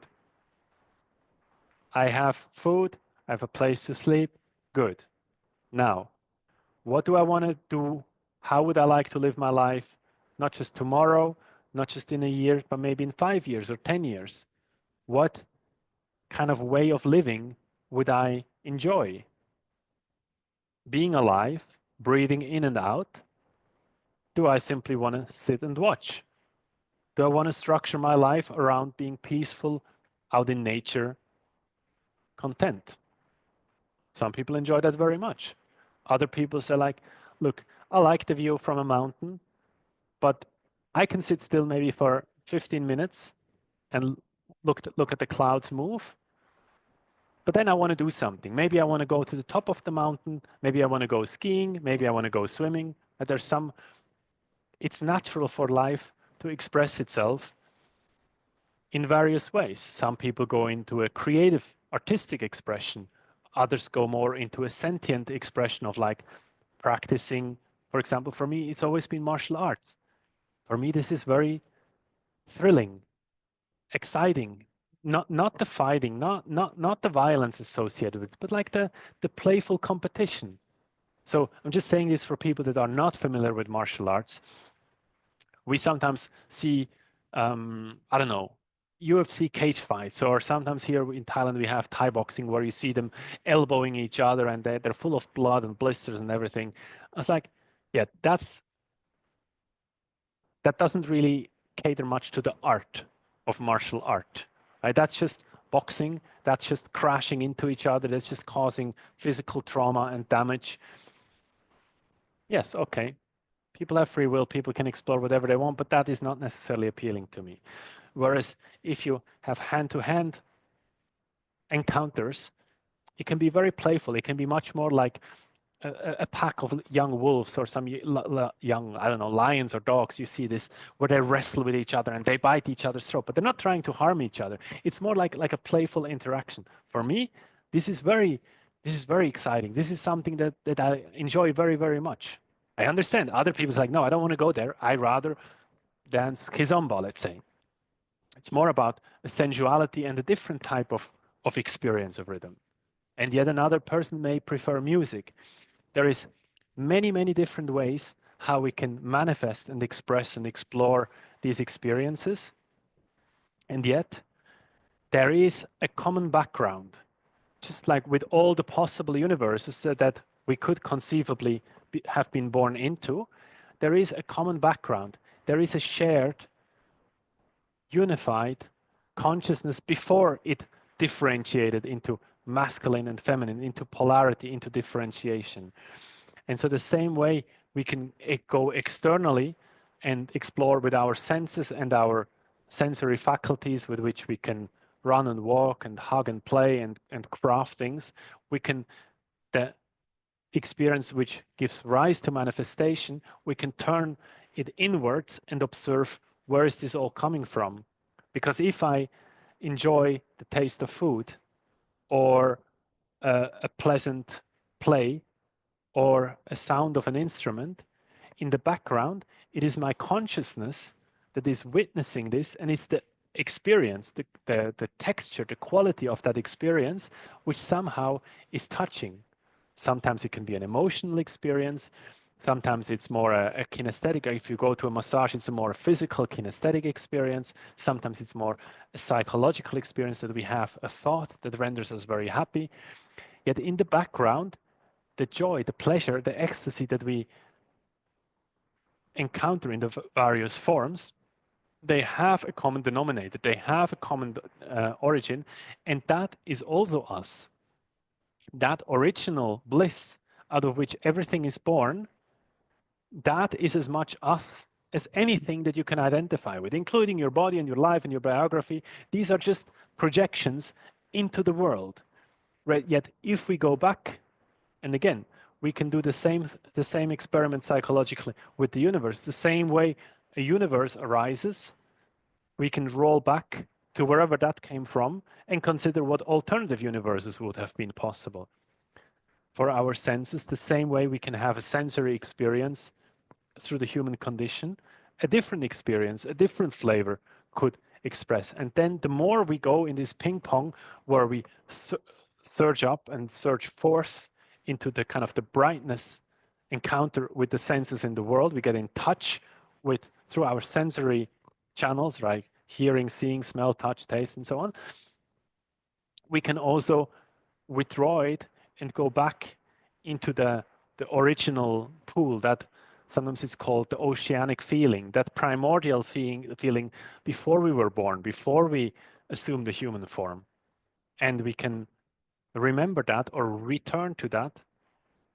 And then from there, suddenly we realize, wait, there is much more freedom, because the moment we go into physical manifestation and I deal with the physical body and physical objects, there is a certain amount of resistance, right? If I want to put up a shelf, I can chop a piece of wood, I can measure, I can drill a hole, I can take a hammer. It will take effort, it will take time if I want to put something together.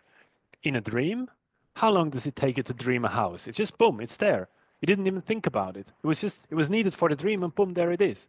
It happens within your consciousness, within the same consciousness within which we build large machines like the Large Hadron Collider in Switzerland, huge machine to make physical experiments. The consciousness is the same, but one takes a lot of physical resources and is very, very challenging to put together, requiring a lot of skill, a lot of time, a lot of effort. If we go on a more subtle layer, to generate an experience of a dream is much more fast. And you can go to an even subtler experience, like when it comes to thoughts, to imagine what it would be like. I don't know. You imagine that a whole galaxy would appear or disappear in your mind in a blink of an eye, right? It doesn't take time, it doesn't take effort. The, the subtler faculties, in a way, are more powerful because they encounter less resistance, and still we are within the form of duality, within the form of objects, within a realm of duration and distance and size and scale. Yet if we go deeper back, if you would go before you were differentiated as consciousness subjectively, you can say before Adam and Eve learned about duality, before the universe were born, and you go back into that unified singular. Uni means one, right? This is why we have the universe. That's why there is one thing. So if people say, well, there's not a universe, there's a multiverse, and we have multiple universes, that technically isn't correct. Because even if you say there's many different versions and many different appearances of like kind of projections of the universe, like versions of it, you still have, if you take it linguistically, the actual word, it still means the universe is still the whole thing. The one thing is the universe, even if that consists of multiple branches where you have once a universe that looks like this, and once the universe that is like this running back in time, and once the universe is made out of antimatter, whatever alternatives you want to consider, that whole space of all possible universes technically is still one. And then the moment that there is one, you can only have a relative experience within yourself. You can no longer have a scale, right? The fact that we can say this is a meter and this is a second duration and this is a kilogram of weight and so on. These are externalization that are only working if you have a reference system where you have, I don't know, the age of the universe, the size of the universe, the mass in the universe, and so on. They are not fundamental. If you go into an undifferentiated state of consciousness, then eventually not even thinking is possible, eventually not even concepts are possible, and yet there remains this experience of that you are. For there to be any experience will always be subjective.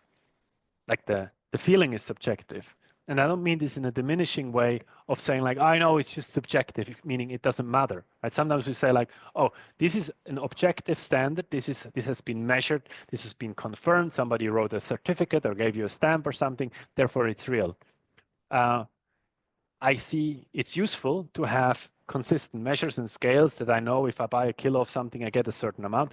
That's very good. That's very useful. But that's just to cooperate, to have a kind of like a mechanism to interact with each other. But the experience that arises from that is a subjective one. Whether you feel something is too hot or too cold, what's the usefulness if I give you the exact temperature that it is? If you're too hot, you prefer colder. Knowing how hot it is not of relevance. The relevance is that you feel that you have a way to adjust your temperature to become more comfortable. Or if it's too cold, you want to be more warm.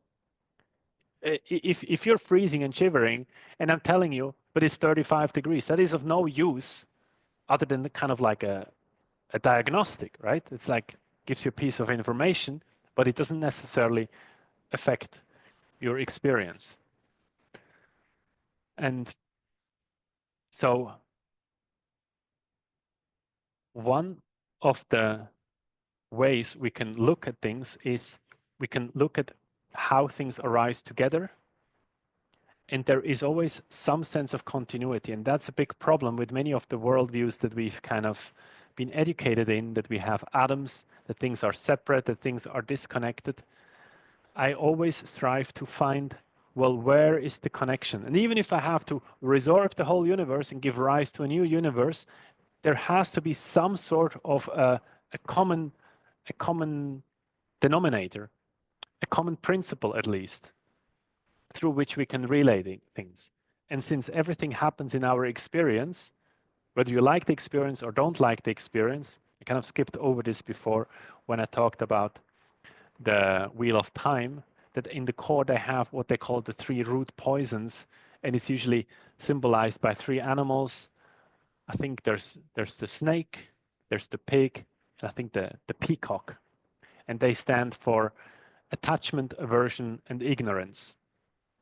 That either we get into trouble because we are attached to something, it's like the mechanism of desire, we pursue something, and as you know, with desire, if you desire, I don't know, a pair of shoes or a car or a house or whatever object you desire, getting it gives you like a momentary pleasure, but it doesn't appease the desire, because the desire will just keep going and find the next thing and the next thing and the next thing, because you cannot desire what you have. You can only desire something that is away from you.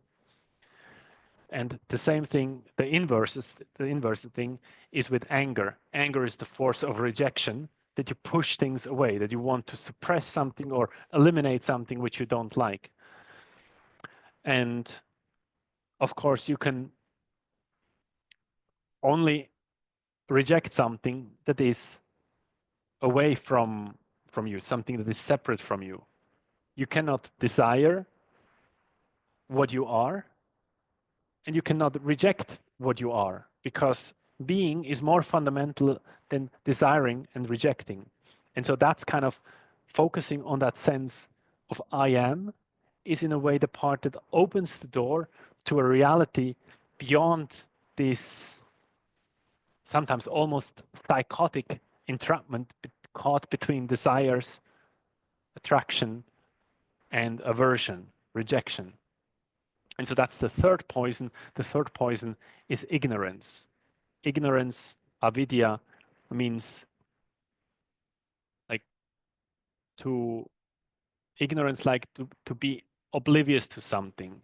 It doesn't mean to be ignorant, like sometimes socially we use it like to be insensitive or inconsiderate. Oh, somebody's very ignorant the way that they said something inappropriate. That's not exactly what it means. It means to not have the correct view, to not have the correct understanding. And so in a way, ignorance is more fundamental than anger, this anger, aversion, or desire, attraction, because both of them only become a problem because we misunderstand them.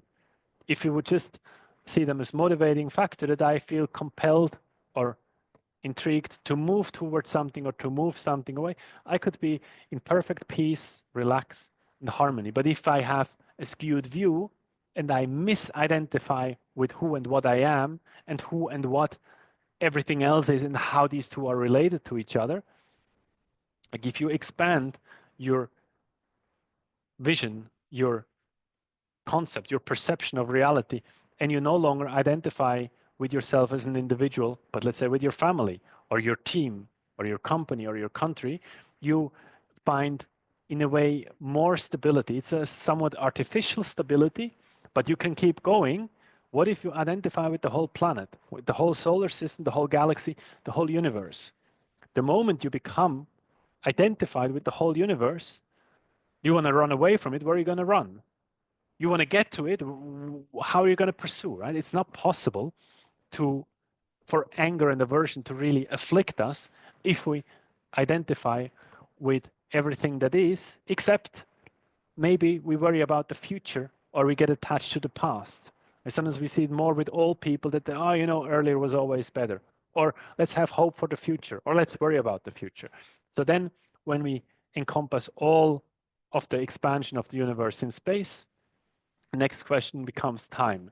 And then we have more probable futures, more appealing futures, more disturbing possible futures. And then we can also consider the probable and improbable ones. Maybe we can pursue more. We could change the probabilities to go more in the direction of what we want and try to stay away from the ones we don't want. But then also there, we can expand the view and say, let's cater to all possible future. Let's conduct ourselves. Let's find a way of being which is appropriate, where I'm at peace regardless of my circumstances. I choose, for example, I choose to be honest. I can be honest in various situations. Sometimes maybe it's easier, sometimes it's more difficult. Or an even more fundamental principle, I can choose to be nonviolent. We all have the capacity for violence, but we can choose to control the capacity for violence. And so these are, for example, what we have as yamas and niyamas in the yoga traditions. Different traditions have different rules. Buddhists have their own code of ethics. Christianity has, and Judaism, they share the Ten Commandments. I'm not sure about Islam. I guess they must have some version of it. Maybe they're still building on the same. Maybe they made amendments. So these ethical choices are independent of the scenario that you find yourself in, the circumstances that you find yourself in. And thus, they can be a source of both inspiration and a source of peace, even going in a direction of joy. Because the moment you get to be at peace with what is and how you are, then from there, you get to explore all the possible futures in a more relaxed way. It's no longer about avoiding the things you don't want and obsessing, chasing after the things you do want. Suddenly you become more and more comfortable with the entire spectrum of possible futures. And you can turn to your friends left and right and see what kind of futures would they enjoy. Where is there a possible shared future where you can join together? And sometimes you have different preferences and you choose to part, even if it's temporarily, right? You can say, I don't know, one person wants to go surfing, another person wants to go skiing. It's not going to happen in the same setting because the conditions that one needs to be on a hill, the other one needs to be on the ocean. So then you say, okay, some of us go surfing, some of us go skiing, but still in the evening you can come together and meet up again, or maybe the next day or next week or whenever is convenient. So this type of openness allows us to less wrestle about control of like where we're exactly going in this moment. And you say like, oh, wait, we have a lot of flexibility, a lot of agility, how we arrange our affairs.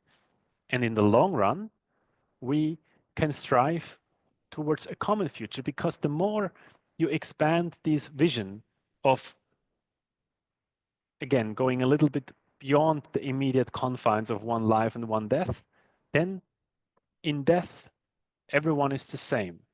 Rich and poor, smart and stupid, pretty and ugly, right?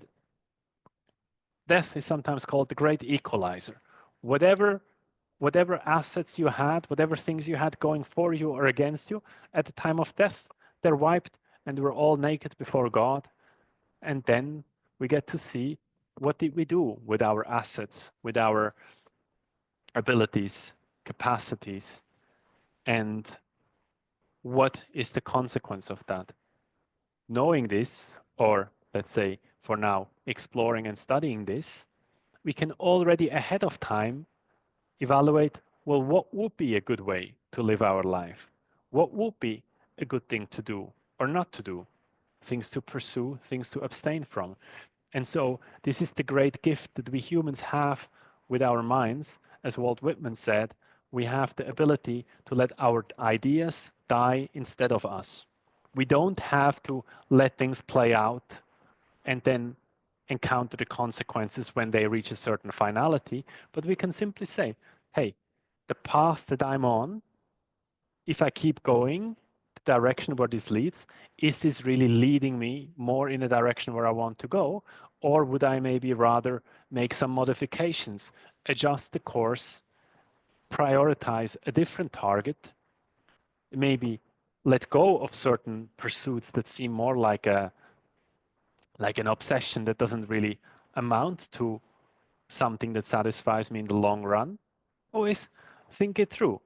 What if you, what, don't worry too much about what if it doesn't work. Yes, sometimes that is part, we need to look at risks, we need to look at problems, we need to look at limitations. Yes, there's nothing wrong with that. But then also consider what happens if you succeed.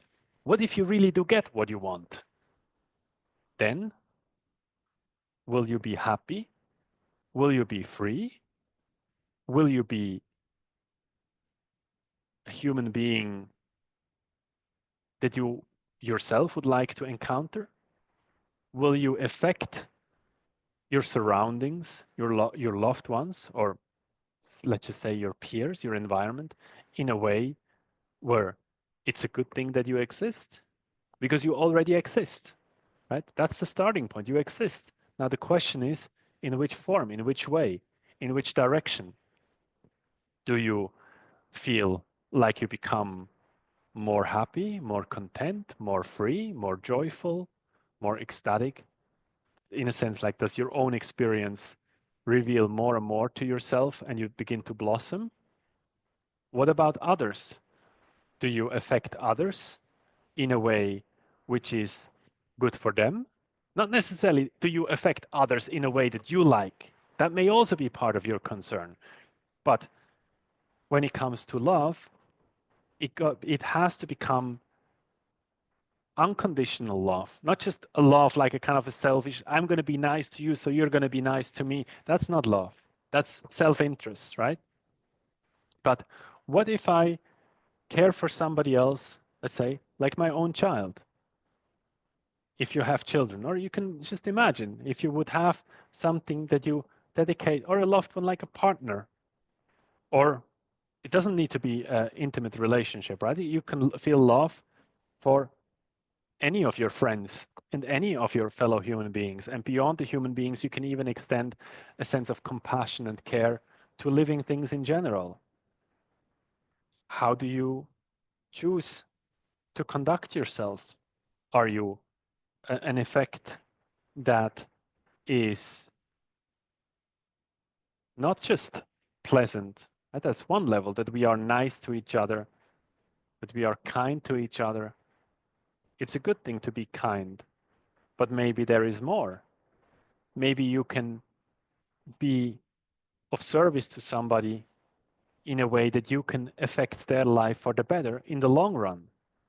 Maybe you can be a positive influence for others so that others suddenly learn to zoom out a little bit and realize that there is more to life, to existing, than what happened to be at the focus in a particular moment in time. And so all these things with studying reality, studying even physical limitations, which are very tangible because we can make tests, we can make studies, we can make experiments. Ultimately, the physical has to give rise to a metaphysical view, right? This is, again, why we have the term metaphysics or ontology, like the way of being, the nature of being, is because Aristotle started dealing with the physical, physica, dealing with the mundane, gross, simple, mechanical, crude, to account for that. Okay, you let a boulder go, it rolls downhill. You pour out water, it flattens down. You make a wave, it relaxes and dissipates. Okay, we can study physical reality. We account for those things. And then we say, well, what is above this? What is when all these things that run apart and break and basically go in the direction of entropy, what goes in the opposite direction? What's the complement of that? Which is going against entropy, which gives rise to structure, which gives rise to coherence, which gives rise to conscious, intelligent life. Yes, we can say, well, the universe was conscious to begin with, okay, and yet there is a refinement, there is a development that arises from the crude basic baseline consciousness. Like if you have like a, let's say, a Tibetan bowl and you give it a ring, you knock it with a wooden stick or whatever tool you have, and it responds in a simple way. It makes a usually pleasant sound. Whereas if you poke an animal, it has a much more complex response. And so consciousness from its base awareness, where everything is kind of part within a reality that is based on that there is energy, there is some structure, some connectivity among particles, there is a baseline.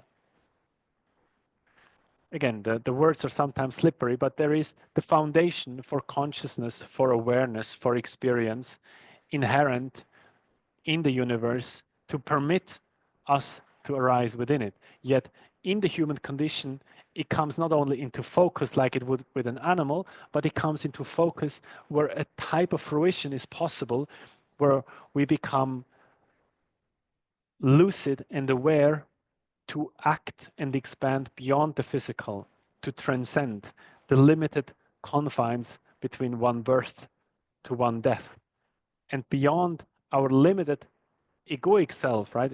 I'm not using this in a judgmental way. The whole body is a manifestation of the ego, where I preserve a structure where my body replaces damaged tissues and grows replacements for cells that have to be diminished and eliminated, which may once in a while, I mean, we're full of bacteria through our digestion, for example, yet there is an active regulation that happens not consciously, right? Our body does all these things for us, but there is a physiological intelligence at work to maintain us in a healthy condition. This is all part of the limited egoic structure between womb to tomb. And then that becomes the support, that becomes the vehicle that allows us to become lucid, to make deliberate choices, actions, pursue goals, advance agendas. In many ways, in worldly affairs, like you've seen from all the stuff in manifestation, from building cathedrals to waging wars and all the stuff that goes on in the world, to, in my opinion, superior things that go beyond the mundane, beyond the physical, beyond the temporal, where we start to go and say, well, given all that, what else is possible? What else is possible beyond the confines of space and time, matter and energy? What is, in a way, ontologically, we could say, what is above that? And the more we explore this, the more satisfaction, joy, harmony, and peace we'll be able to encounter. These words ultimately don't mean very much. They're just kind of footholds. I think harmony is one of the most well-rounded ones, because whenever we are able to have a divinely integrated, harmonious life, then that will naturally be able to carry us along the stream of evolution. Yet the experience ultimately will be beyond concept, beyond words, as it must necessarily go beyond duality. And then from there, we can look back and understand duality and understand conflict and emotion and challenges and excitement and all the human affairs that we're so very familiar with. They still are there, but somehow they no longer drive and determine us, because we emancipate, we grow up, we mature, and we wake up to a reality beyond the limited confines of space and time. And with this, I know I didn't cover all the points. I think I only really started with this world as I see it, that I don't believe that history causes anything. I believe much more the opposite is true, that the current configuration, the current situation is reflected as a memory, is reflected in history, that at any point in any universe that you could ever possibly find yourself in, it will always look like there is a past. It will always look like there was a unified origin as a Big Bang. But I don't believe for a second that the Big Bang caused the universe and caused us all to be here. This is just an appearance, whereas the deeper reality is that we have this consciousness which chose to out of curiosity to discover itself and understand and encounter its own origin, has chosen to differentiate itself, to open up into differentiate into pleasant and unpleasant, or hot and cold, yin and yang, right? This differentiation that then gets assembled and composed in many different ways, that then gets transformed. Transformation gives rise to progression, to change. And then from there, we simply keep going onwards and manifest the variety of mystical experience, as William James put it. Because that's what I really care about. And everything else is just a corollary to that. I'm not against pursuing worldly affairs of senses and experiences. And, these are all extensions, in my opinion, that are possible within the world of manifestation. And I always encourage people to pursue things that are in service of themselves and each other, right? It's better to find ways that can be harmoniously integrated than something that causes disarray and chaos, because you're just causing unnecessary trouble for yourself. You will tire yourself out, you will frustrate yourself, and eventually you will get bored of it anyway and find a way to a deeper, more sustainable joy. Yet, if you first have to go and wrestle a little bit with a few of the challenges of life, okay, sometimes maybe it's necessary for us to, free will only really means something if you're also free to do the wrong thing. And sometimes it's necessary to explore what does it mean if the path is straight and I drive on the path and everything goes away. Well, maybe I want to know what it's like if I drive out into a ditch and then the car doesn't work and it gets exhausting and I need to figure out a way to get back on the track, and then I know. And then next time I can say, well, okay, I could still drive off the road into a ditch, but I've already tried that. I already know what that's like, and I don't really need to know more about that because it doesn't seem to get me more in the direction that I want to go. And so this is another thing that we have at our disposal in the human condition, that we have the faculty, that we have the ability to learn from secondhand experience. Like we can learn from somebody else can inform us about what worked for them, what didn't work for them, what was challenging for them, what was helpful for them. And so we get to choose either to check and verify the good or the bad. And sometimes we seem to have a kind of a morbid curiosity that we need to go and really check how bad it really is. Yet in the long run, when we then come back, often we say, yeah, maybe I could have checked how good it can be before I go and check how bad it can be. Because there's not really any limit to either one of those. And I can drive myself as far out into discomfort and displeasure as I want. The question is, why would I? Will I accept discomfort? Let's say if I climb a mountain and there will certain areas that may be painful or challenging. Yeah, okay. Maybe my excitement to reach to the top of the mountain is bigger than the discomfort. I'm not arguing that we should avoid discomfort. It's okay to accept, endure hardship. And yet, ultimately, I do believe our redemption comes from finding resolution in this transcendent until it becomes our primary reality, until we not only reach to this as a state of insight or as a state of like palpable idea, but that we go so fully into it until we completely get resorbed into this unified eternal sea of undifferentiated consciousness, that we are fixed in it, like buried.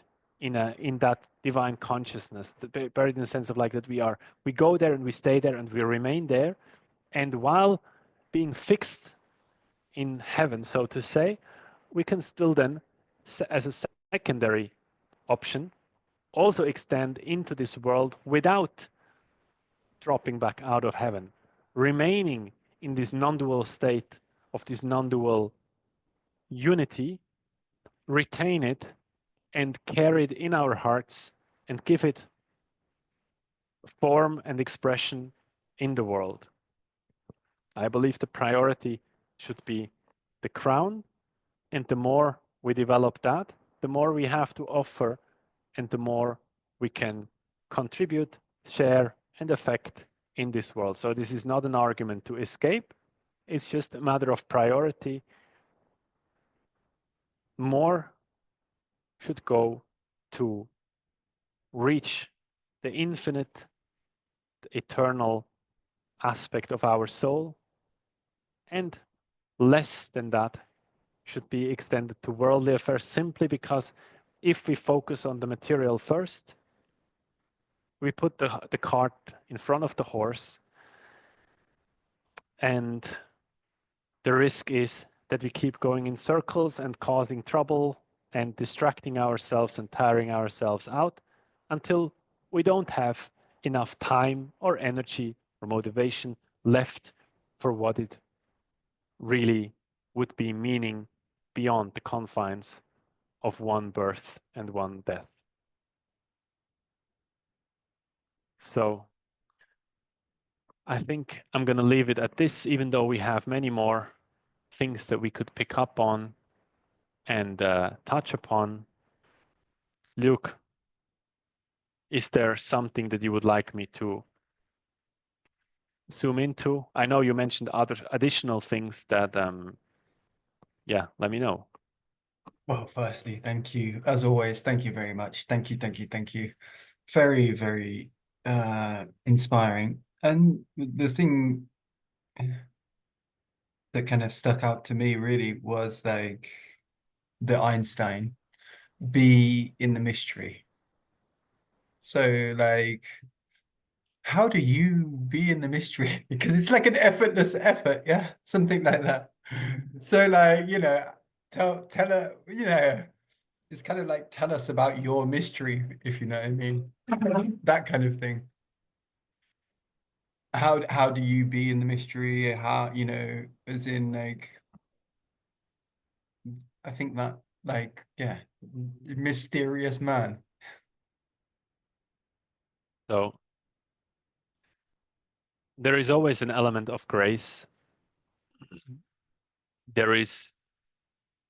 I can make an effort to, let's say, control my actions, manage my life, direct my attention, conduct myself in a way where I'm taking care of my physical health, where I live a lifestyle that permits me to be calm, present, loving. Of course, in daily life, sometimes we encounter things that may be stressful, that may be upsetting. So the first thing is, how do we find back to peace? And that can be something as simple as you light a candle and for 5 minutes you watch the flame of the candle. There is already something happening that pacifies. If you have a lot of fire, maybe you shouldn't take a candle. Maybe you can, I don't know, look at a river or a plant, right? You can pick something that you like, or maybe an incense stick or something, just something to as a small ritual to help your attention to ground out. Of course, I practice daily Tai Chi, which is for me a wonderful source of support that helps me further cultivate this, to cultivate a kind of like an internal centeredness. That means I am less prone to be thrown off balance. Doesn't mean that that doesn't happen, right? That's still sometimes through my own activity or through external circumstances. It's not as much about being in the center and kind of attaching to it and clinging to it and never deviating from it. That's not about that. There is a deep level of relaxation and also surrender. And so, yes, first Let's find a way to be calm, peaceful, and settled. And then also have the skills and means and competences to return to that. If we get displaced one way or another, it's not a problem. We just need to remember which way is up. We reorient and we restabilize ourselves. Personally, for me, I like encounter and engagement of some sort with the elements. That can be through another human or group of human. The moment that there is some sort of interaction, again, even martial arts being one of them, but also, having uh, going on a walk together, there's already something that is kind of centering, that is kind of grounding. For me, elements like seeing waves roll in, watching clouds move, going out to nature where something is alive is something that is very accessible, because the moment something is animated, it catches my attention more easily. My own nature is quite philosophical. I've always been curious about nature. I've always been curious about how things come to be. So sometimes that can also be through studying something, reading something, reflecting on something that I consider. What is the nature of our reality? Where these things come from? What is possible? In a, I do find resolution kind of like a repose, a kind of a stability, when I push things out to infinity and I feel, yes, this is a direction that seems healthy, that seems joyful, kind of to relax into ideas and direction that seem to be going in in a direction consistent with life. Right? That means, yeah, I examples like nature is something that can remind me of that. But ultimately, these are all just kind of like tools and footholds that I have as assets to support me. And these are just examples. Of course, there's many more. Um, Ultimately, however, it is about discovering that mystical experience within ourselves. And yes, ultimately, meditation is a process of purification where we kind of like erode residues of the mind, like disturbances and imprints, and we kind of remove any disturbing factors. And so that there is a process associated with this. And in time, that leads to deeper and more profound states of insights. And then over time, we realize them more firmly and we become more established in them. That's kind of in the long run. However, even just having Your mic's gone.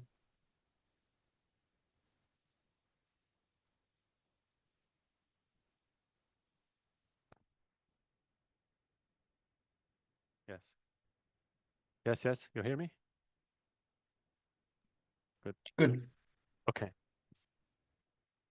So the example with the candle is one of them, but also like, for example, gratitude is, yes, I believe it's important to be grateful, just like almost like on a social level, to express to people that we appreciate something. So it's important. But what is even more important is the attitude of gratitude, because it attunes you with by resonance with what is and how things are. So for example, if you just list in the morning 3 things that you're grateful for, like it can be that I wake up, that I'm alive. It can be that, I don't know, that my bed is comfortable, or that I have, I don't know, a glass to drink, or like it doesn't have to be something fancy and amazing. Just to retrain them, to train the mind to cultivate this ability to attune to what we favor. You can do it in the evening when you go to bed, in the morning when you wake up, anytime in between, just as a regular daily practice. It already leads you to this sense of attunement. And now, attunement with the present, with how you are, is not yet the mystical state, but it seems to be almost a little bit like a precondition, maybe not necessary, but very helpful. You can have a mystical experience in the most wildest roller coaster ride, right? It doesn't prevent it. And yet there is a sense of depth and peace in the background that is more easy to witness, to be aware of when things are at peace. When you drop your thoughts and you're not agitated or disturbed by anything. And then for me, it has to do with a sense of beauty, a sense of aesthetics. Now, this doesn't necessarily mean um, it doesn't need to be. Camera's gone now. And audio. Um, yeah, so what were we? Like examples like to just retune the mind with things that we're grateful for because it brings us back in contact with what we are. And there's something our subconscious likes to give us much more access when we're at peace with something. And so we can consider, yeah, this as a practice, but it's like a preparatory stage. The mystical state is like a revelation, is like a type of ecstasy, a type of a deeper sense that comes forth when we are open.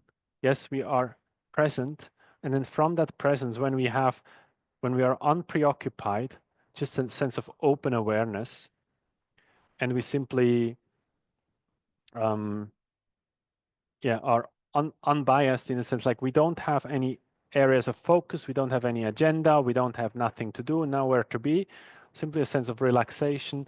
We encounter nature as she is, and then there is a sense of beauty, a sense of like aesthetics that then reveals itself. It's um, just recently, for example, I started to read the Philokalia, because we have philosophia, from Sophia is knowledge, and philo is from philos, from love. So philosophia means for the love of knowledge, and kalea means beauty. And so philokalia is for the love of beauty. So I find this a very beautiful way of describing the mystical experience. Again, different people may have a different flavor of it. There's not a right or wrong way of whatever touches you, whatever feels like this soft, gentle expansion. It's usually in the space of the heart, I feel is the most common, that there is something like this sense of this sense of amazement, this in Kashmiri Shaivism, they call it the Vismaya Mudra, like this state of like, wow.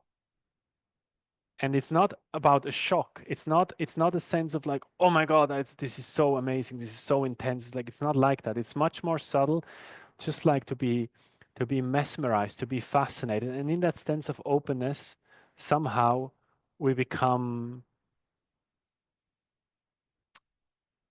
yeah, it's it's different. I don't know. It's not. It's a very good question, but I have to say it's not so easy to put it into words. So I'm more giving you Well, some I guess some foothold. if we could put it into words, there'd be no mystery, Fabian.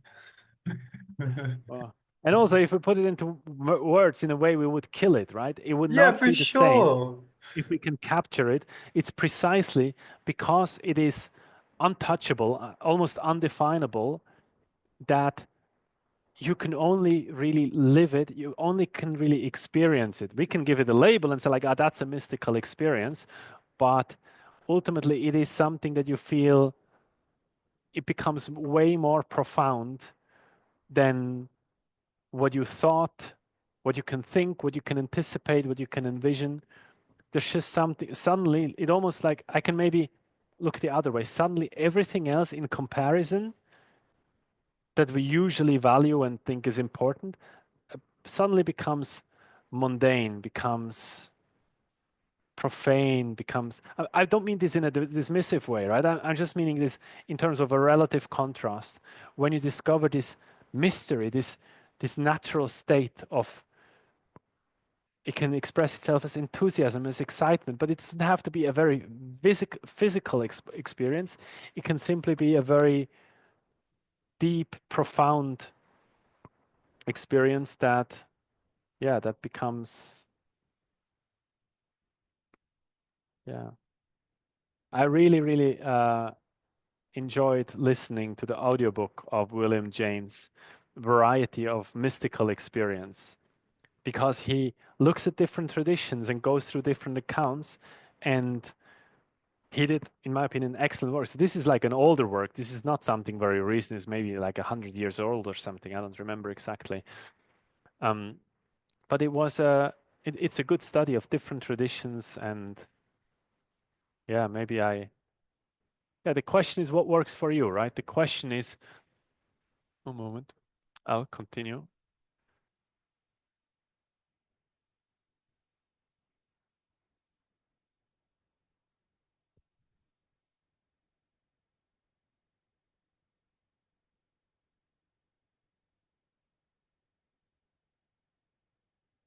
Hmm, doesn't quite work.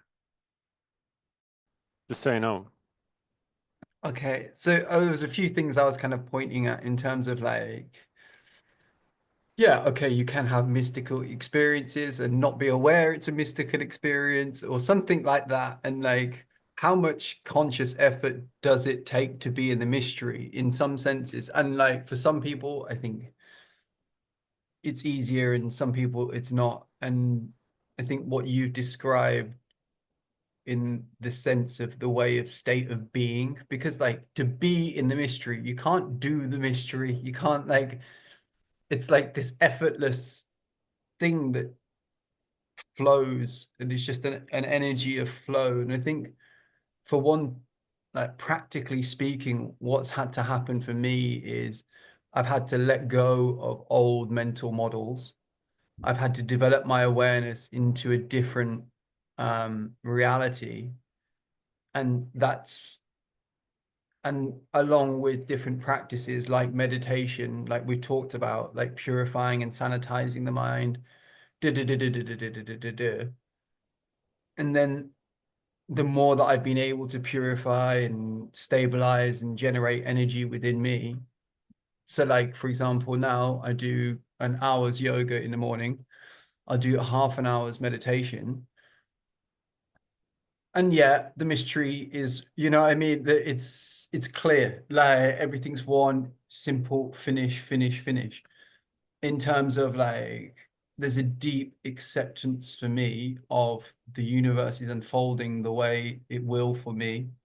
Nevertheless, I have, it's important that I'm kind of like follow, like we talked about, follow where I feel the most joy, but do it in like a practical, realistic way.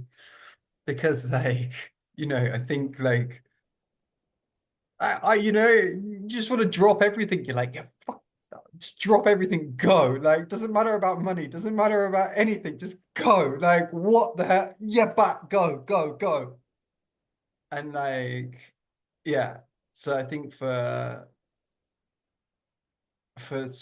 people that are like, what the fuck's what are these guys talking about in the mystery? And like, I think the easiest way to think about it is like mushrooms, like a mushroom trip when you're staring into like a piece of whatever, and it's just like, I'm that and that's me. How is this even? And for us, I think for you and I, like the mystery is quite it's not, I can't explain it, but the whole idea is it's like I romance myself.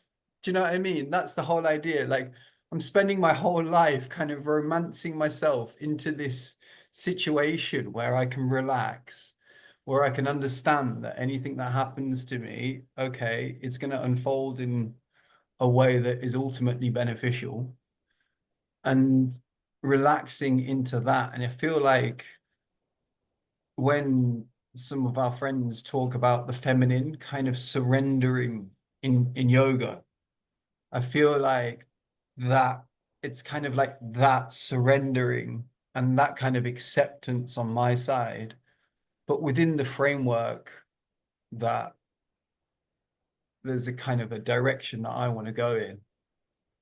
So for me, like I feel like the mystery is kind of like quite feminine in some senses, like the beauty and the da da da da da da da. And I kind of have to get rid of the ego kind of side of things. And then the mystery kind of reveals itself, and it is that deep acceptance and letting go. But nevertheless, like I think that can be practically managed in terms of like, okay, so I want to go and explore mystery or whatever, states of whatever for a few days. Okay, cool. So then I literally book a few days out on my calendar, and Monday to Friday, I'm gone. Nobody can contact me. I'm finished. And then I come back into the world Saturday, Sunday, whatever like that. And, got to make money, got to do things, that kind of thing, but still maintaining that sense of,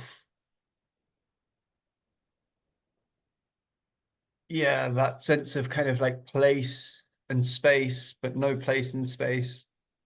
And I think for me, that is like, it's taken a big effort to kind of discover the mystery initially. Like you said, I got the grace, and then kind of just following this. And it's like Ken Robinson says, following that joy within you, following that place of like joyful peace, that real deep joyful peace.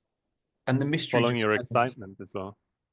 yeah, and the mystery just unravels. And I think that's it for me. And then, so just kind of thinking practically for people, like, meditation was by far the first step, like separating mind and body, realizing, okay, I'm more than my thoughts, I'm more than my feelings. I'm the observer watching all of this going on. Now, how do I put this back together in a way that is beneficial for everything and everyone? And I'm still doing that, obviously. Like every day is still something like that.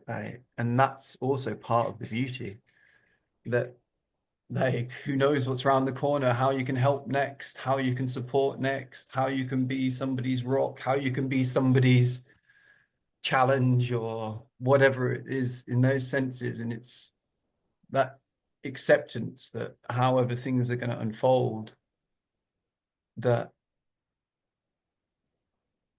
it's going towards an ultimately beneficial direction for everybody. And trying to control everything and trying to do everything and tell everyone where to be and tell yourself how to be and da da da da da da da da da. It's pretty much a waste of time. Nevertheless, I do think that, like, when we do zoom out and we do think about the kind of time period that we're in, and I absolutely I accept that, it's possible to transcend time and space. Nevertheless, I do think about like being in the Kali Yuga, being in this material time.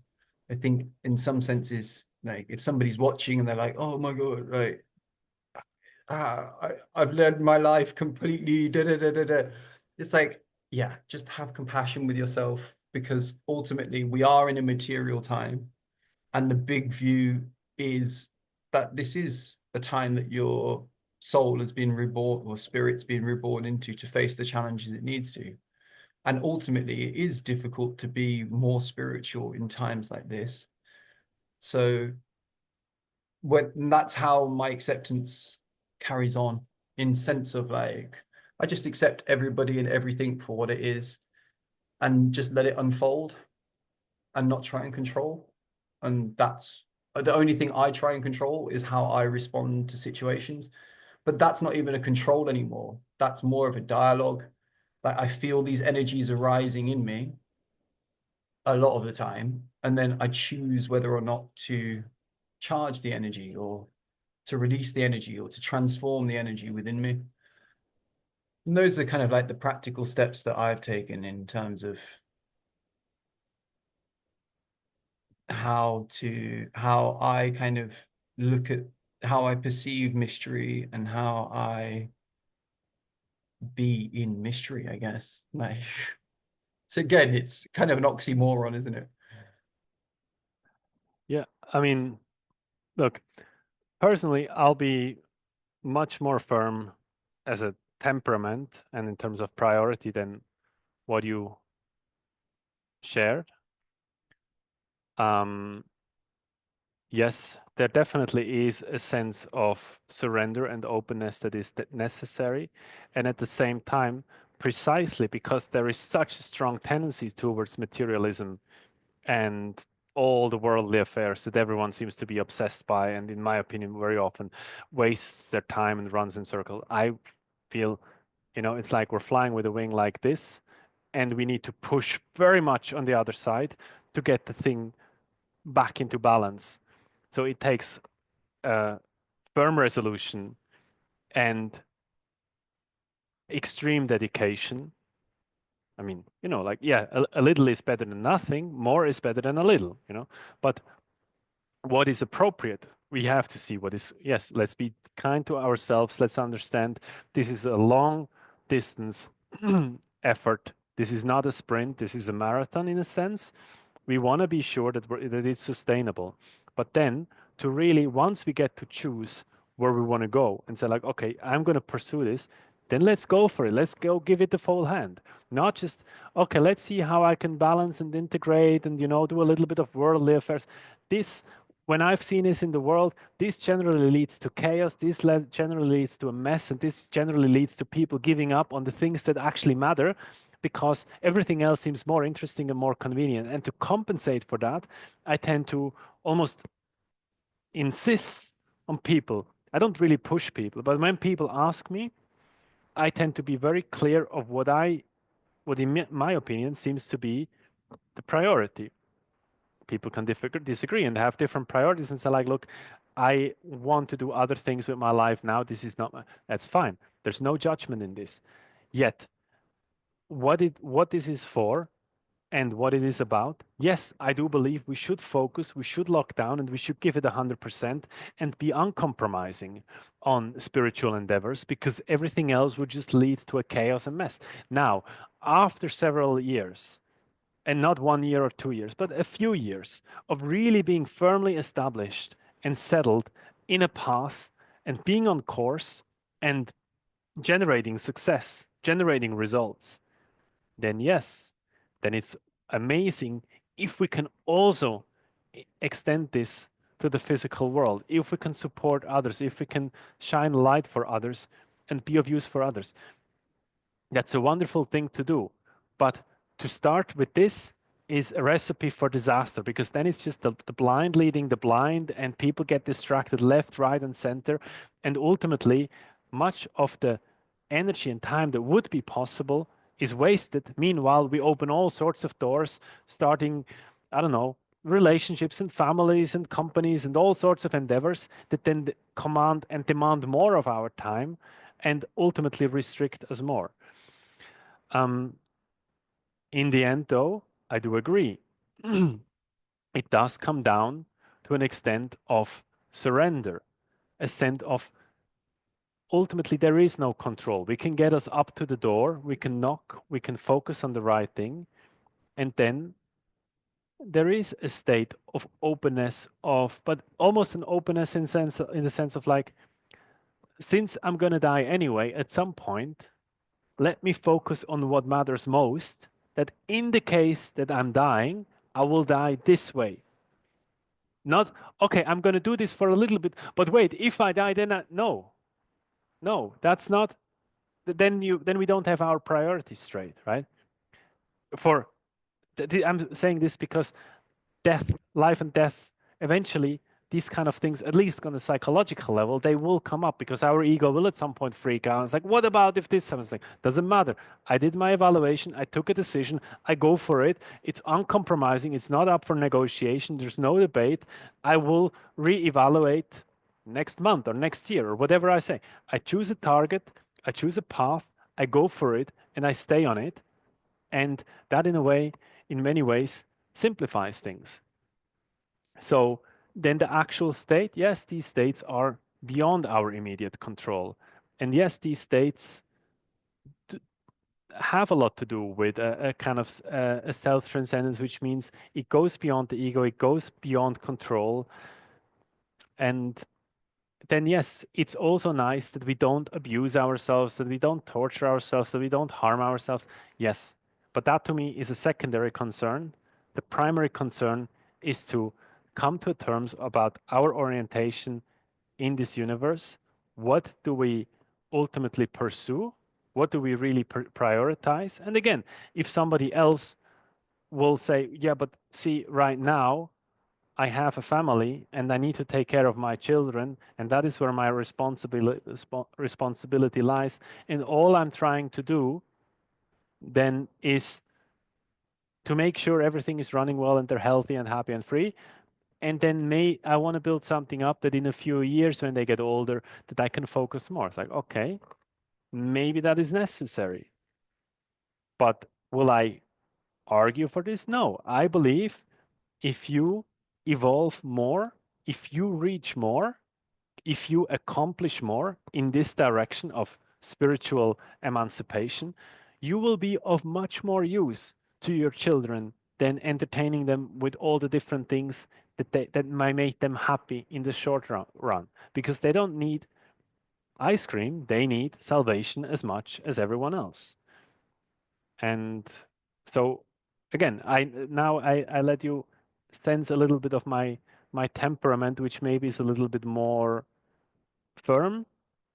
Doesn't mean that others have to live their way. Some people can simply admire beauty, feel their longing for God, this divine union, long for it so much that they go in a state of ecstasy, drop everything else, and in a way, it's an effortless kind of dropping off the shell. Everything falls away, and they rise into a very profound state. Different people have different abilities. The question is, what works for you? What speaks to you? Like with Ken Robinson, what makes it possible? What makes it viable for you to engage in a way that is sustainable? And for some people, it will be more through studying. For others, it will be through practice. For others, it will be through meditation, like practice, in the sense of like external physical practice, like Tai Chi, yoga practice, these sort of things. For others, it will be more about sitting meditation. Others it may be prayer, it may be mystical union of different sorts. So there is not a right path that others have to bend themselves to, but rather you need to understand yourself to understand which path works best for you. But I will never make a case of like, oh, since the world is so chaotic and so materialistic, we need to make sure that we fit with this world and and also become equally materialistic and involved in like, no, I say like, fuck the world. The world is fucked up. There's all sorts of depravity and depraved and chaotic things going on. The best thing we can do is find a safe direction, take refuge in something that works for us, that we agree with, that we are willing to commit to. And then, even though we are in somewhat adverse circumstances where life is very fast paced, chaotic, destructive, and because it is more challenging to, right, if you contrast it to like 1,000 years ago where somebody would sit on a field herding goats, right? It's a very calm and peaceful life. Maybe doesn't even have shoes, walks barefoot, sits in the grass, leans against the tree. That's already very, very calm, and it's maybe easier for somebody to appreciate the beauty of nature, of the cloud or something, than where it's more easily missed today. And at the same time, having this ability, having this option to pursue with determination and focus, direct effort or time or whatever. Again, it can be prayer, it can be love, it can be devotion through bhakti, it can be study through the mind. There's many different ways, but having this ability and going for it because it is so unique and in a way challenging according to the circumstances, the fruits are much, much, much higher.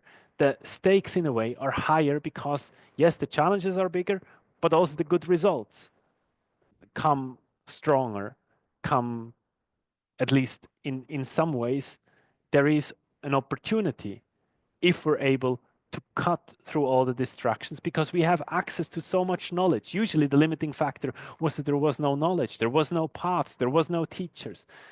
Today, we can travel across the planet, we can go and visit anywhere and study anywhere. And the limiting factor is that there's too much distraction, too much entertainment going all over the place, and then people open all sorts of doors that they have to then manage and cater to. And right, so yes, it is Kali Yuga. Yes, some things are more challenging, but if you choose to go this direction, yes, it will be necessary to surrender. It will be necessary to go up, give up, and go beyond control. And yet, it's not